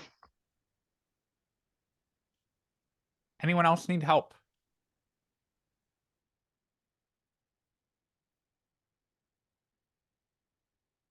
Okie doke. We will continue on here. Let's look at our design. We've got one last thing we got to tackle, the links and the tech stack. So I need another row here, and I know this row has to come after this big row here. So I'm going to find that row. I'm going to click on that. That's my div row. I've got my objectives and my future improvements. That needs to all be inside the end of my right text column. So I'm going to come down and make my final row here with my two columns. My first will be my links, and the final. Sorry, you're not sharing your screen. Thank you. Thank you for the reminder. And then the final will be another call for the tech stack. I will comment this out. End of links call. End of tech stack call. And then end of third row. Save that out. Come back over here. And now I've got my rows and columns in the right spot.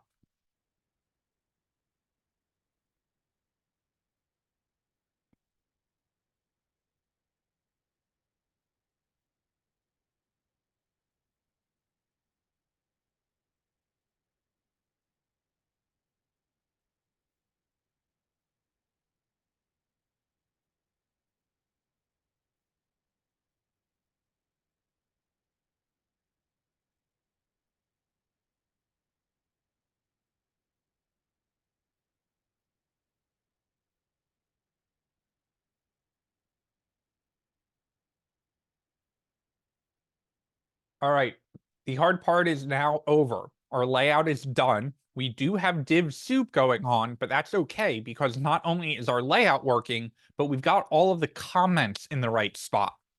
So that should make it much easier to drop everything in that we need.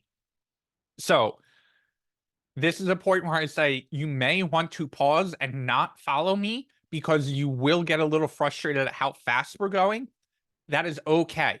Think about this as the objective, not trying to stay up, right? So all we're trying to do is drop in content.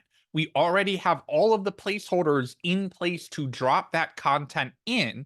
So this process should go much quicker. So just a word of warning here.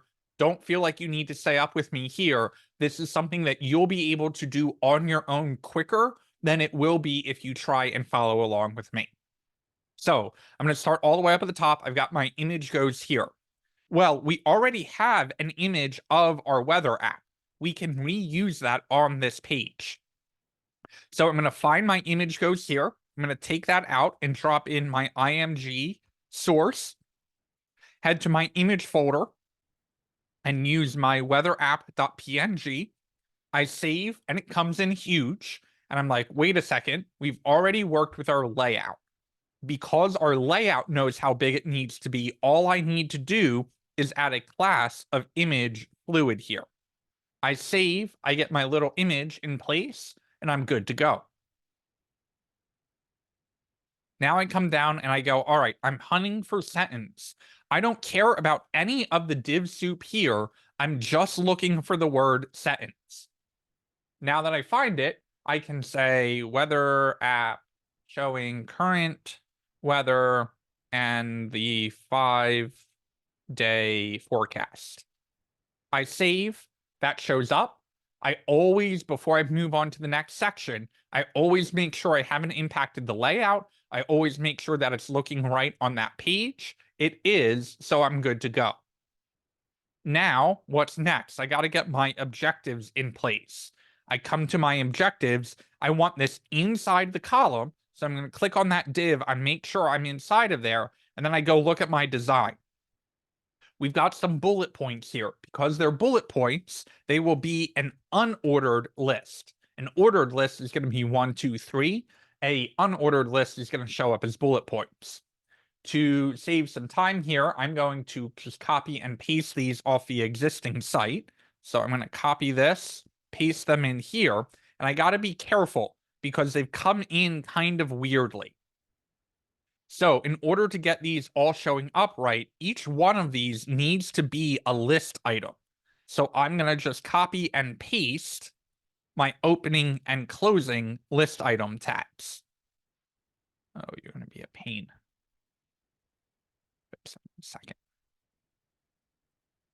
Be careful when you paste those because they will put in closing tags that you may not want there. I'm going to go ahead and save that. Come over, take a look. Now I've got my bullet points in. We also need to do that for the future improvements. I'm going to show you another trick there. I find my future improvements. I make sure I'm in my div col. I am. So I come here, and now we can use a little trick. So we have seen that if we do period and our class name and hit enter, it automatically puts that in, right? And if I do li and enter, it also puts that in. But Emmet has a really cool shortcut. I can say li times 3, shift 8 to get the times, and hit enter, and it will drop in 3 li opening and closing tags for me as well. So that's li, the multiplier, and then the number of them that I want, and it automatically drops those in. That makes it a little bit easier for me to drop in the text that I want for my bullet points. Go ahead, save that, come back over here. I get my bullet points showing up, and I'm pretty happy with all of that. Pause there just for a second. I'm not going to give you a ton of time to catch up, but if you want to re-engage, I will go a little bit slower on the links and the tech stack section so you can get a little bit of practice with bootstrap buttons and some CSS styling there. Just dropping in content again. get in that mindset, not of let me follow along with Max's code. It's not let me make my code look like Max's code. It's, do I understand the objective? I need bullet points. I need to load the content in them. I need to make sure that they're going in at the right spot. That's the way we want to be thinking, not, oh, I need to make mine look like his.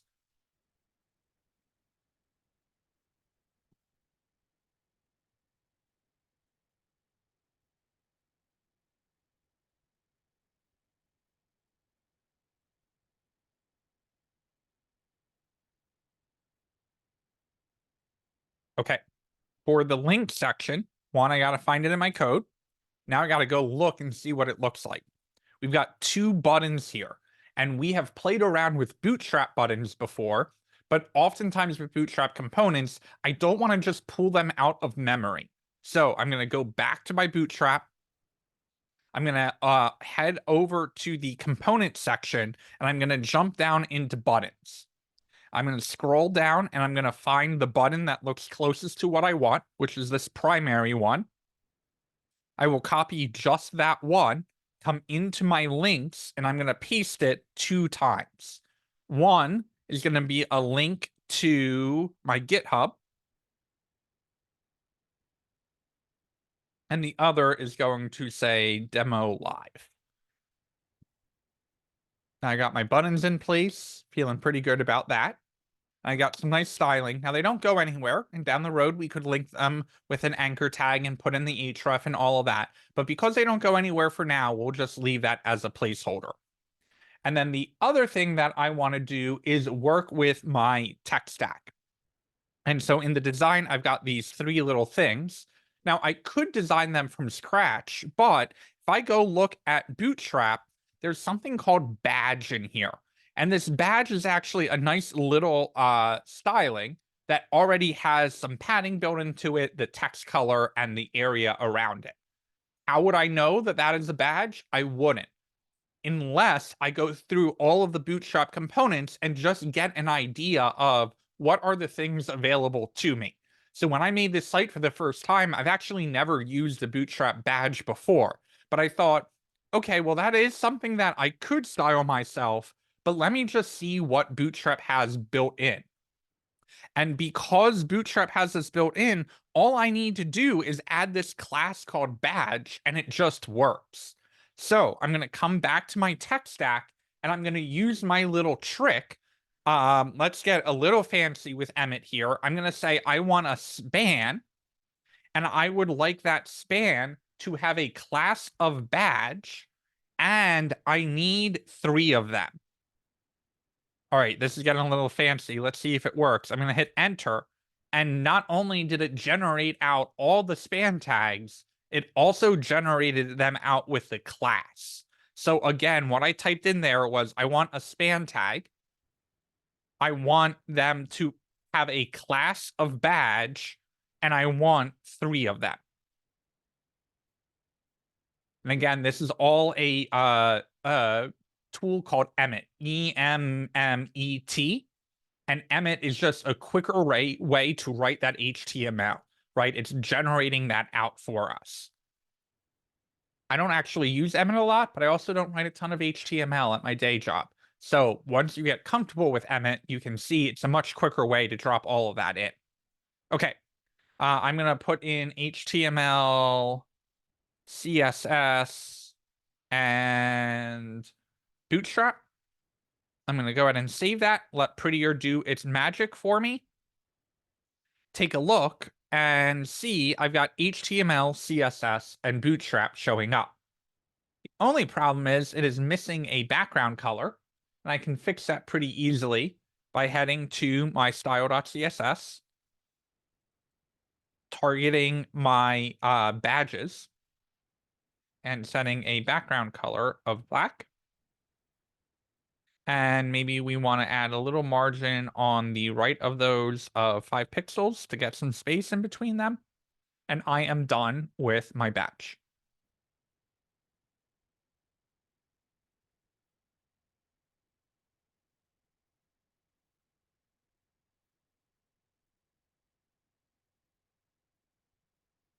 And just like that, we've got our project page done.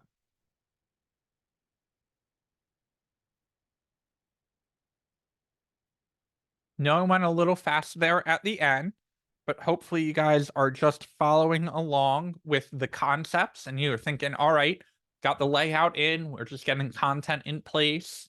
Hopefully this is feeling a little bit more comfortable for you, even though it may be a little bit faster. It is hopefully just going, all right, these are the same concepts over and over. I personally have found the best way to learn coding is pattern recognition, right? Of looking at this and going, a div is a div, and we can use a div for so many things. But once I see how a row and a column is used in one place, as soon as I understand how classes are used and the syntax and how things are matching up, how we nest things and other things, hopefully you start to see those patterns repeating over and over again. That is helpful for HTML. That will be even more important for JavaScript. If you are not good at pattern matching, you may not be good at project-based learning. And because that is what we rely on so much to teach these concepts, it's something that you want to kind of hone in on, recognize that these patterns are really important. And if I can figure out why we're using that pattern and identify that pattern in other places, I can take those ideas and concepts and understanding and apply it to another section of the code as well.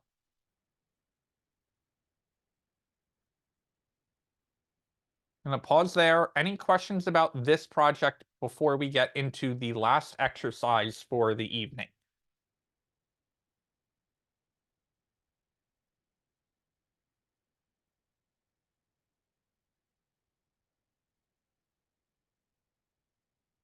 Okay.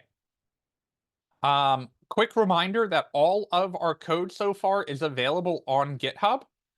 So if you get to the end of class and you realize that the live share has ended, a quick reminder that if you head to Canvas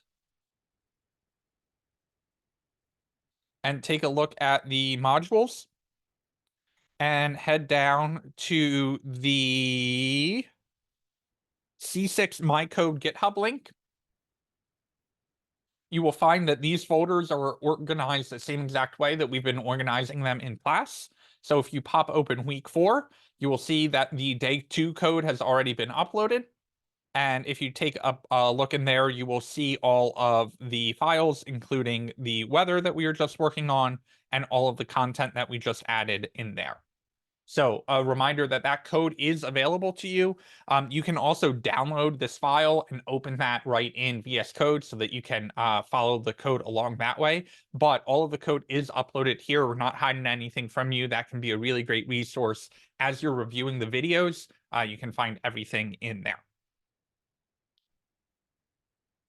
Okay, we are coming up on the first disbursement of the stipend money. If you have not gotten your PEX debit card at this point and activated it, please do so or reach out to me if you are having any issues with that.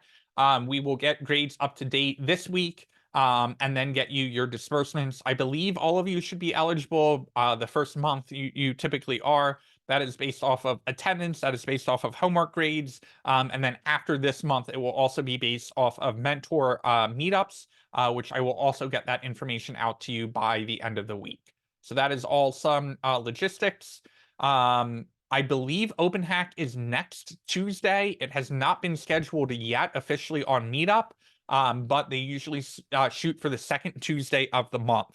So we will be at Common Space. We will start at 5:30, even though OpenHack doesn't start until 6. Yes, Terry, it is Tuesday the 14th. Tentatively, Mike tends to not schedule them until closer to the date, so don't pen it into your calendar, but definitely pencil it. There will not be a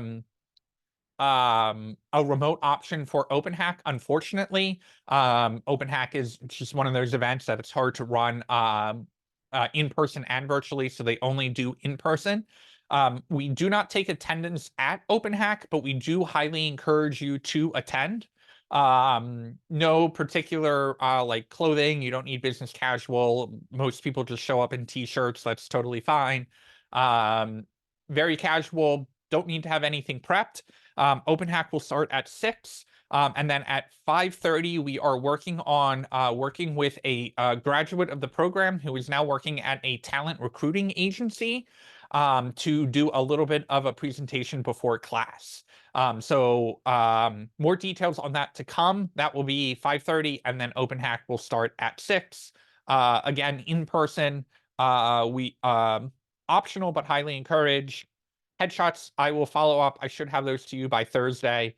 I should have them to you by Friday. I should get them on Thursday and get them all uploaded. So headshots will be coming to you as well. And no need to have like your resume prepped for Open Hack or anything like that. This is strictly a social and networking event.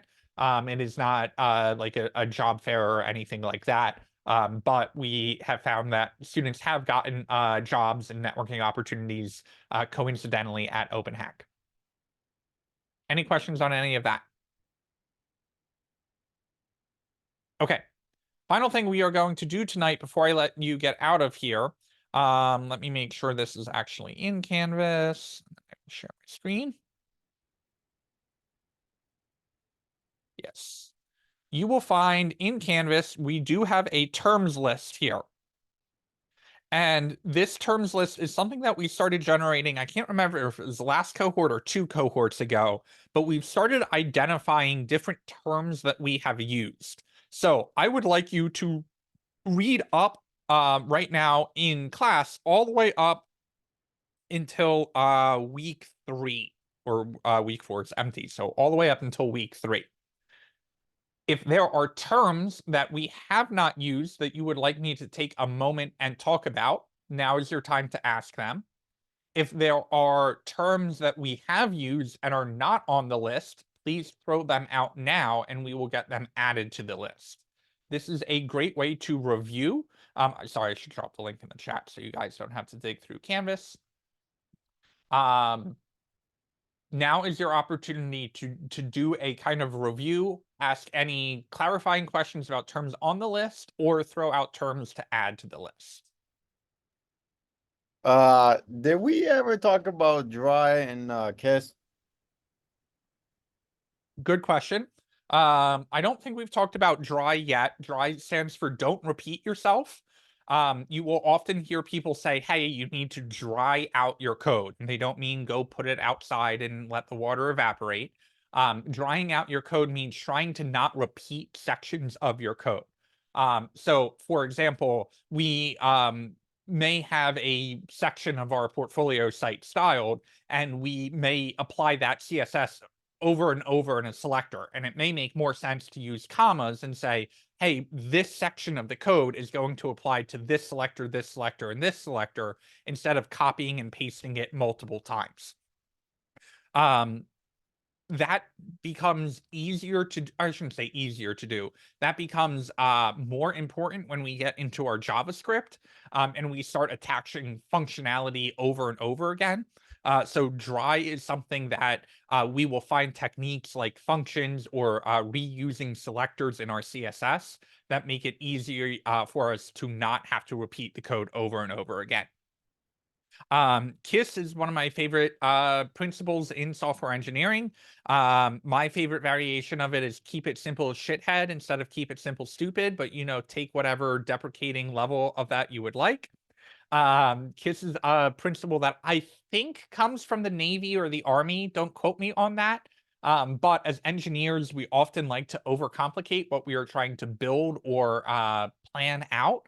And 9 times out of 10, making it simpler makes it easier to build and easier to maintain as well. So oftentimes when you are getting frustrated, when you are, knee deep in a design, when you are feeling like something is really challenging, take a step back, take a break from it, and then come back to it and see if you can simplify it a little bit more. And that is a very easy word to say of, all right, keep it simple. Very hard to actually implement in practice. So just a good mindset to keep yourself in. Question about an at rule. Let me see what I have for that. At rules are usually at media. There are other at rules that you can use.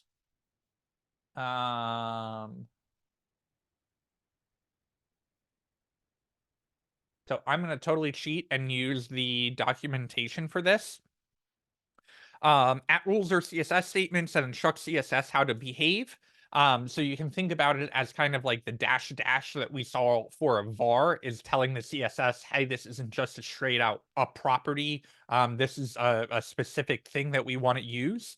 The most common at rule that you will see is an at media for sure. We've already seen that a little bit. Why is it called an at rule? Because it literally starts with the at sign. I don't think I have used anything else on this list except an at font face before, and we did use at keyframes as well. So an at rule is and I do use at imports as well. That's the way to import CSS into another CSS file. So at rules are basically just like leveling up your CSS functionality, allowing your CSS files to do a little bit more than just apply styling to a specific thing. Hopefully that's a good enough definition for at rules. If not, you can definitely check out this MDN file. I will throw this in the link, and I will also go back to my terms list and add that in as an at.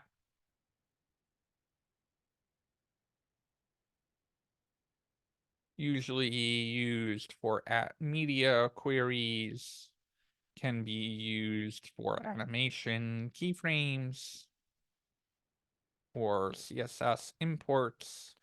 A more advanced way to structure or target content in our CSS files. You will find that my definitions don't always line up with the official definition. That is okay. Everyone defines words a little differently. The most important thing is we all roughly agree on that definition, right? And then CSS specificity is a really good one to add. Assuming I can spell specificity. CSS will always apply selectors, properties, and values to more specific selectors first, compared to broader ones which will be overwritten. Okay. I took a deeper dive into that one yesterday, and it was cool to kind of because they showed the scoring system that CSS uses behind the scenes. Yeah, so let me see if I can find that quickly. So the general idea here is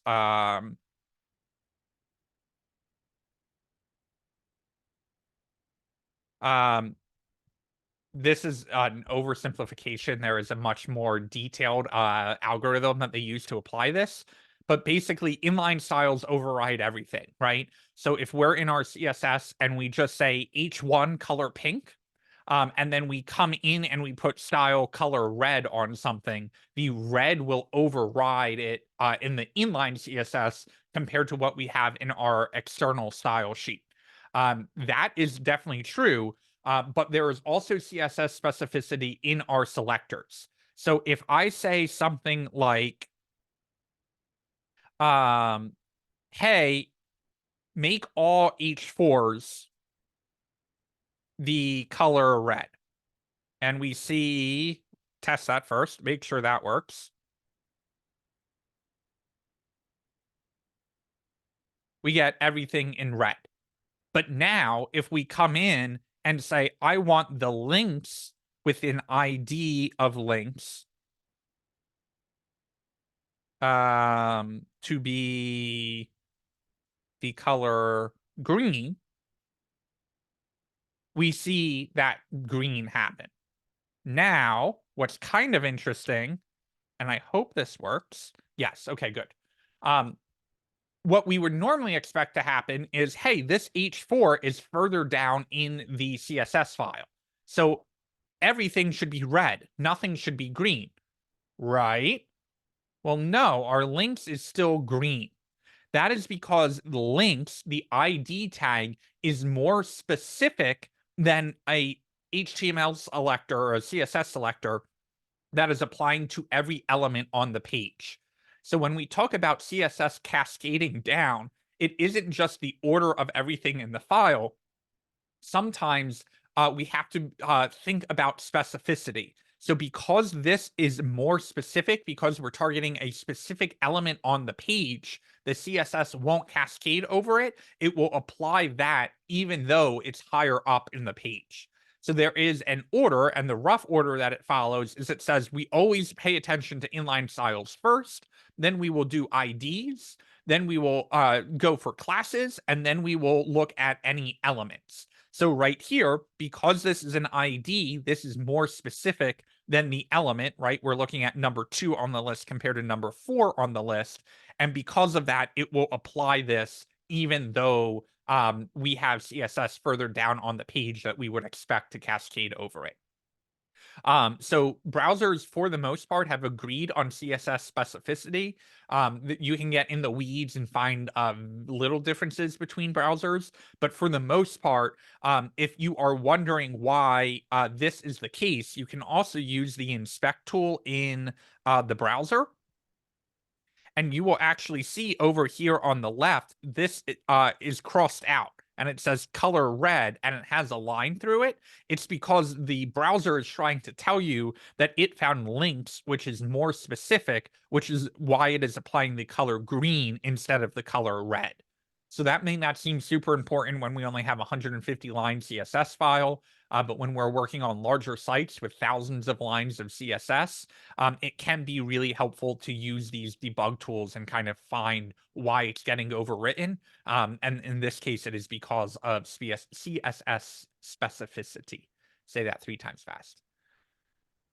And so IDs are more specific than classes, or are those? Correct. Yeah, so it goes inline IDs, classes, elements. I would have thought it would put classes and IDs on the same level. Oh, well, I guess you can apply multiple classes to multiple things as well. You can, and because IDs, there's only supposed to be one ID of that on the page. It's more specific because there could be multiple classes of that element on the page. Very good question. I'm going to comment this out so people aren't like, what is going on with that color? Okay, back to normal. Other terms that you would like to see reviewed or added to the list? You can add external resources just so it could be like a reminder Yeah. that Great. we can add extra outside code to our, and not just Bootstrap, other stuff too. Is not specific to Bootstrap.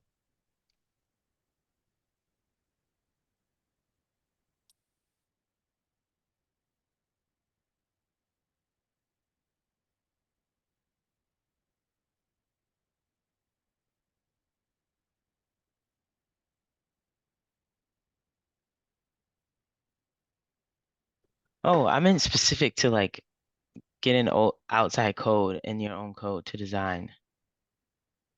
Yeah, so I think it's important to identify that external resources could mean either. It could mean, hey, we're in our learning journey here and we need to go out and find a resource. I'm sorry, just add this before I forget.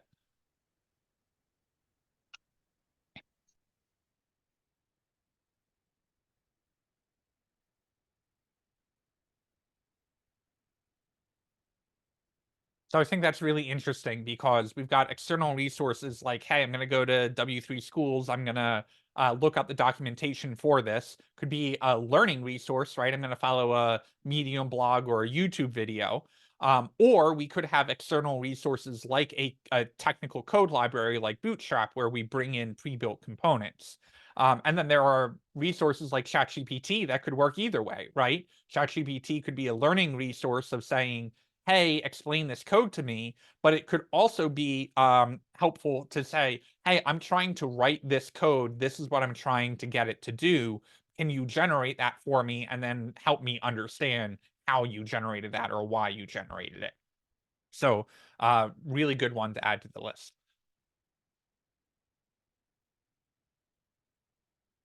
Any other terms to add or to question or to expand on?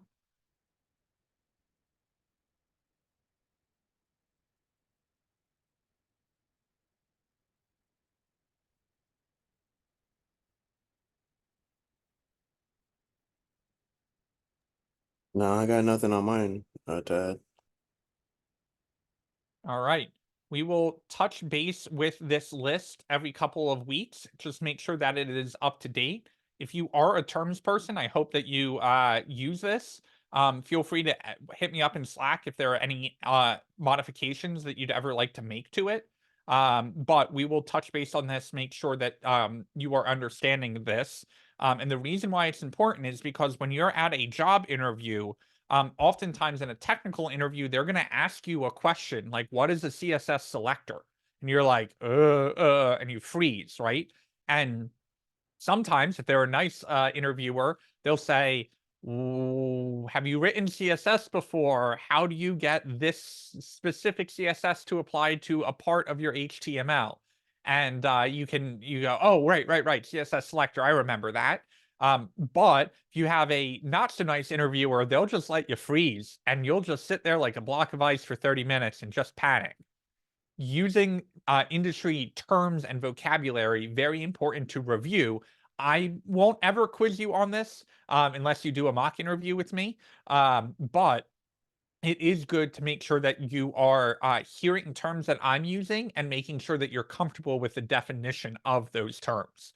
And so, like I said, we try to keep this terms list up to date. We will review this every couple weeks. But terms are important not just for being able to execute them in your code, but being able to define them and feeling comfortable about talking about them, especially in a technical interview. With all of that said, that is all that I have for you guys tonight.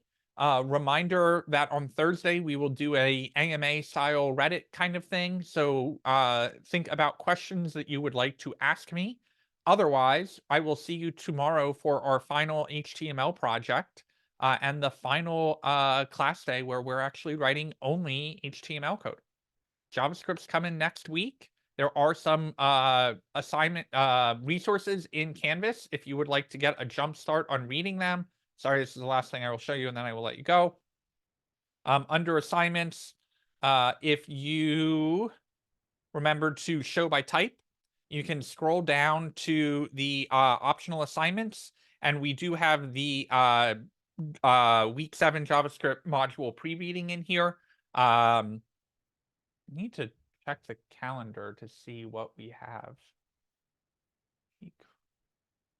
I don't know why I have that as week 7. I will fix that. This should be week 5. So a bunch of different reading resources in here. Do not expect you to read all of these. Do not expect you to have mastered these. These are all concepts that we will be going through in class, but a couple different learning resources for you in here. And if you scroll down to the bottom, there are books here as well. So if you are a textbook person, there are some books in there.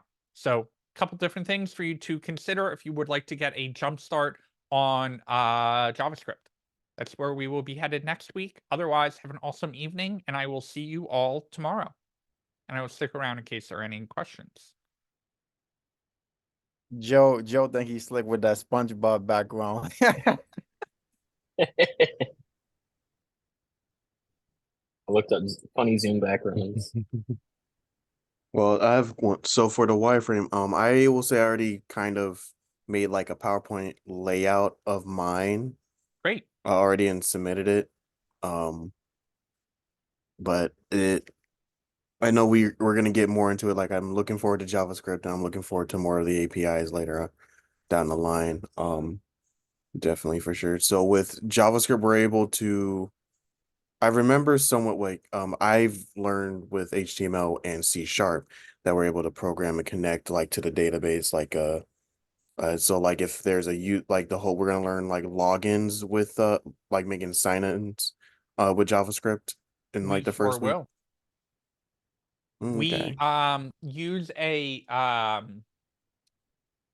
We use a framework library service I don't know what the right Mhm. thing is to call it, for logins, but we will definitely be learning the all 4 CRUD principles: create, read, update, delete, which are concepts used in creating a login system. Mm. And so we don't teach, we do teach login, but we use a service to basically teach it.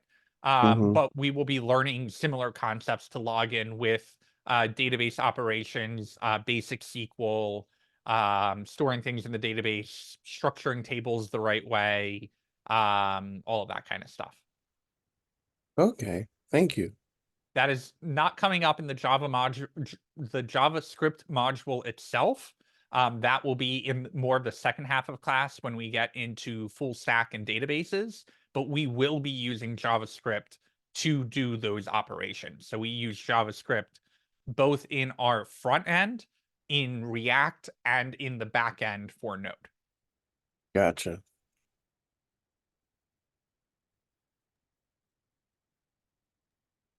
Other than that, I have no other questions, but everyone have a good night. You too?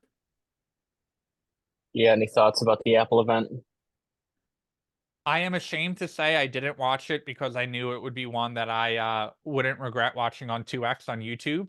I do take time off for like WWDC and the larger ones, but because I knew this was a minor one and I probably wasn't going to buy any of the products coming out of it, I didn't take the time out of my day to watch it live, but it is on my list to catch up on by the weekend. I watched the 7-minute recap. Yeah, for that kind of event, that's totally worth it for me. We did take attendance. The secret word to the night was navbar. Thank you, Terry.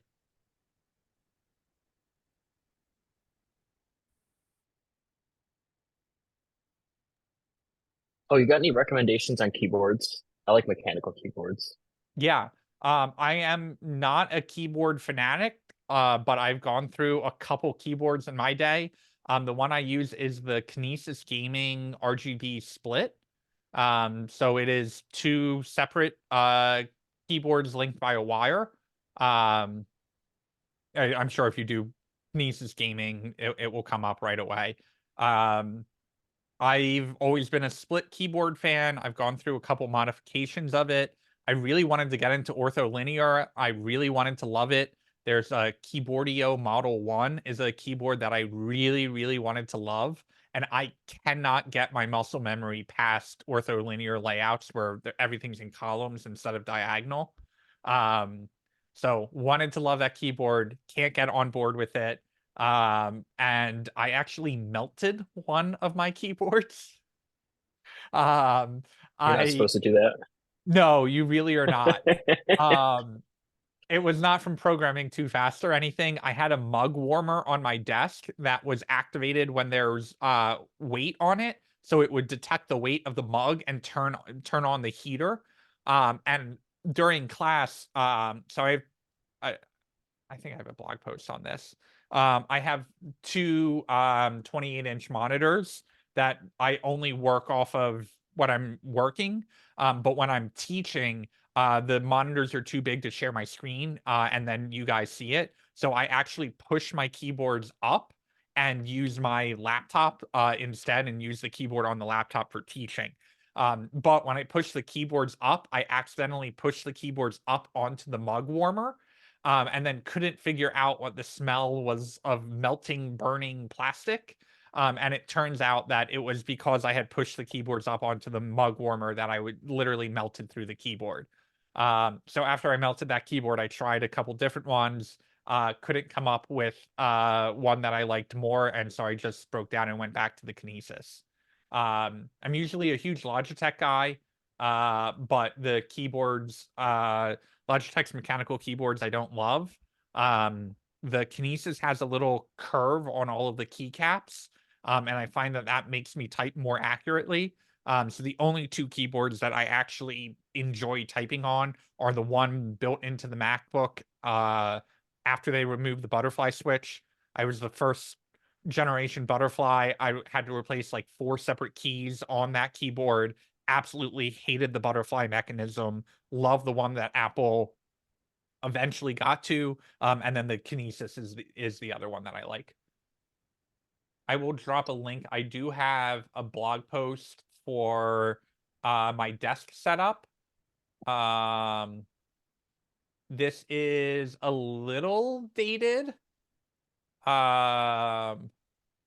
I do have to update this, but that was the rundown of my equipment as of 2019. And that is really making me think that I have to update that blog post. Because 5 years is a long time for hardware you use every day. Yeah, my backspace. I really like the keyboard. It wasn't like that. I think it was like 70-80 bucks. And yesterday the backspace button just like I don't know what happened with the switches. It replaced every time I hit backspace, it would put a /. Yeah, So immediately the unusable. the Mac keyboard, when you typed a B, you would get either nothing or 2 Bs, but you would never get 1 B. And so I went into the Apple store, and on like the appointment booking request, the description was to be or not to be. The geniuses, half of them were like, oh God, and the other half were like, okay, that's actually pretty good. All of these. Yeah, I think I'm gonna get a WASD keyboard. That's the company does custom. So I just don't know what to do for like the switches. I don't know what all the different cherry switches are. I think I have brown. Again, I'm not a keyboard fanatic. It's like I know enough about keyboards to talk a fair game about them, but I don't know enough to like I'm not at the level where I would like want to build my own basically. Um I feel like I'm admitting failure when I say I tried ortholinear and just couldn't get my body to type that way. Yeah, I don't think I could do that either. Except for the numpad on the side. Numpad I don't miss anymore. Oh, you don't use a numpad? No. What do you have? Like a what size do you have? Um you know, Oh wait, hang on. The split, this the oh no, it doesn't have it. Oh, it's got the function keys on the side. yeah. Uh just for context.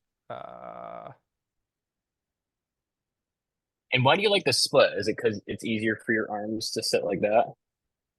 Well, like Yeah. this, not like this. Right. This is the keyboard that I use. And so Yeah, the I'm getting a idea lot of is, tension here. yeah. So the idea for a split keyboard, and once you get used to typing on it, it's really not a big deal. But generally for oh, what's that called? Ergonomically, you always want to make sure that you're sitting at a seat that's the right height so that your legs are exactly 90 degrees, which means you're not sitting too high or too low. You want to make sure that your keyboard is always at a 90-degree level with your arms. And then the problem with most keyboards is that when you're typing, you got to tilt your hands in, and that causes rotation of the wrist, and then also puts your shoulders at a weird spot for your arms, basically. And so what they recommend is with a split keyboard, you can take your hands and actually get them like this. And so when you're typing, you're not doing anything on an angle, which is supposed to be better for you long term. Yeah, it's catching up with me because I'm at a computer all day typing. Yeah. So now I just got like extreme tension right in between my shoulder blades because I got a basic keyboard at work, and then I'm coming here every day and Yeah, doing that. So it will maybe I'll catch try the up. split keyboard. The other one that I know people love is the Logitech Ergo, which is this, the vertical one, where your hand literally like sits on it sideways. Oh, I'm not sharing my screen. Your hand sits on it sideways like that. I personally haven't tried that. I've never had any issues with my hand. I use the MX Master, and really like that. I've had every generation of that mouse since it's come out. And I think I'm on the 3S now. I literally have a drawer of them that's like the Logitech graveyard. But I know some people, especially if you're having ergonomical problems, really like the vertical mouse. They aren't cheap, but the one that I use is this. That one at the top. Yeah, I think that was just a kit, but I absolutely love this one. It's got horizontal scroll on it, which I absolutely can't live without. This down here is actually a button. So when you need to go into mission control or like expose all your windows, you can just push down with your thumb and it spreads everything out for you. And then these two buttons I have programmed to be application specific. So the lower button I use is back in the web browser.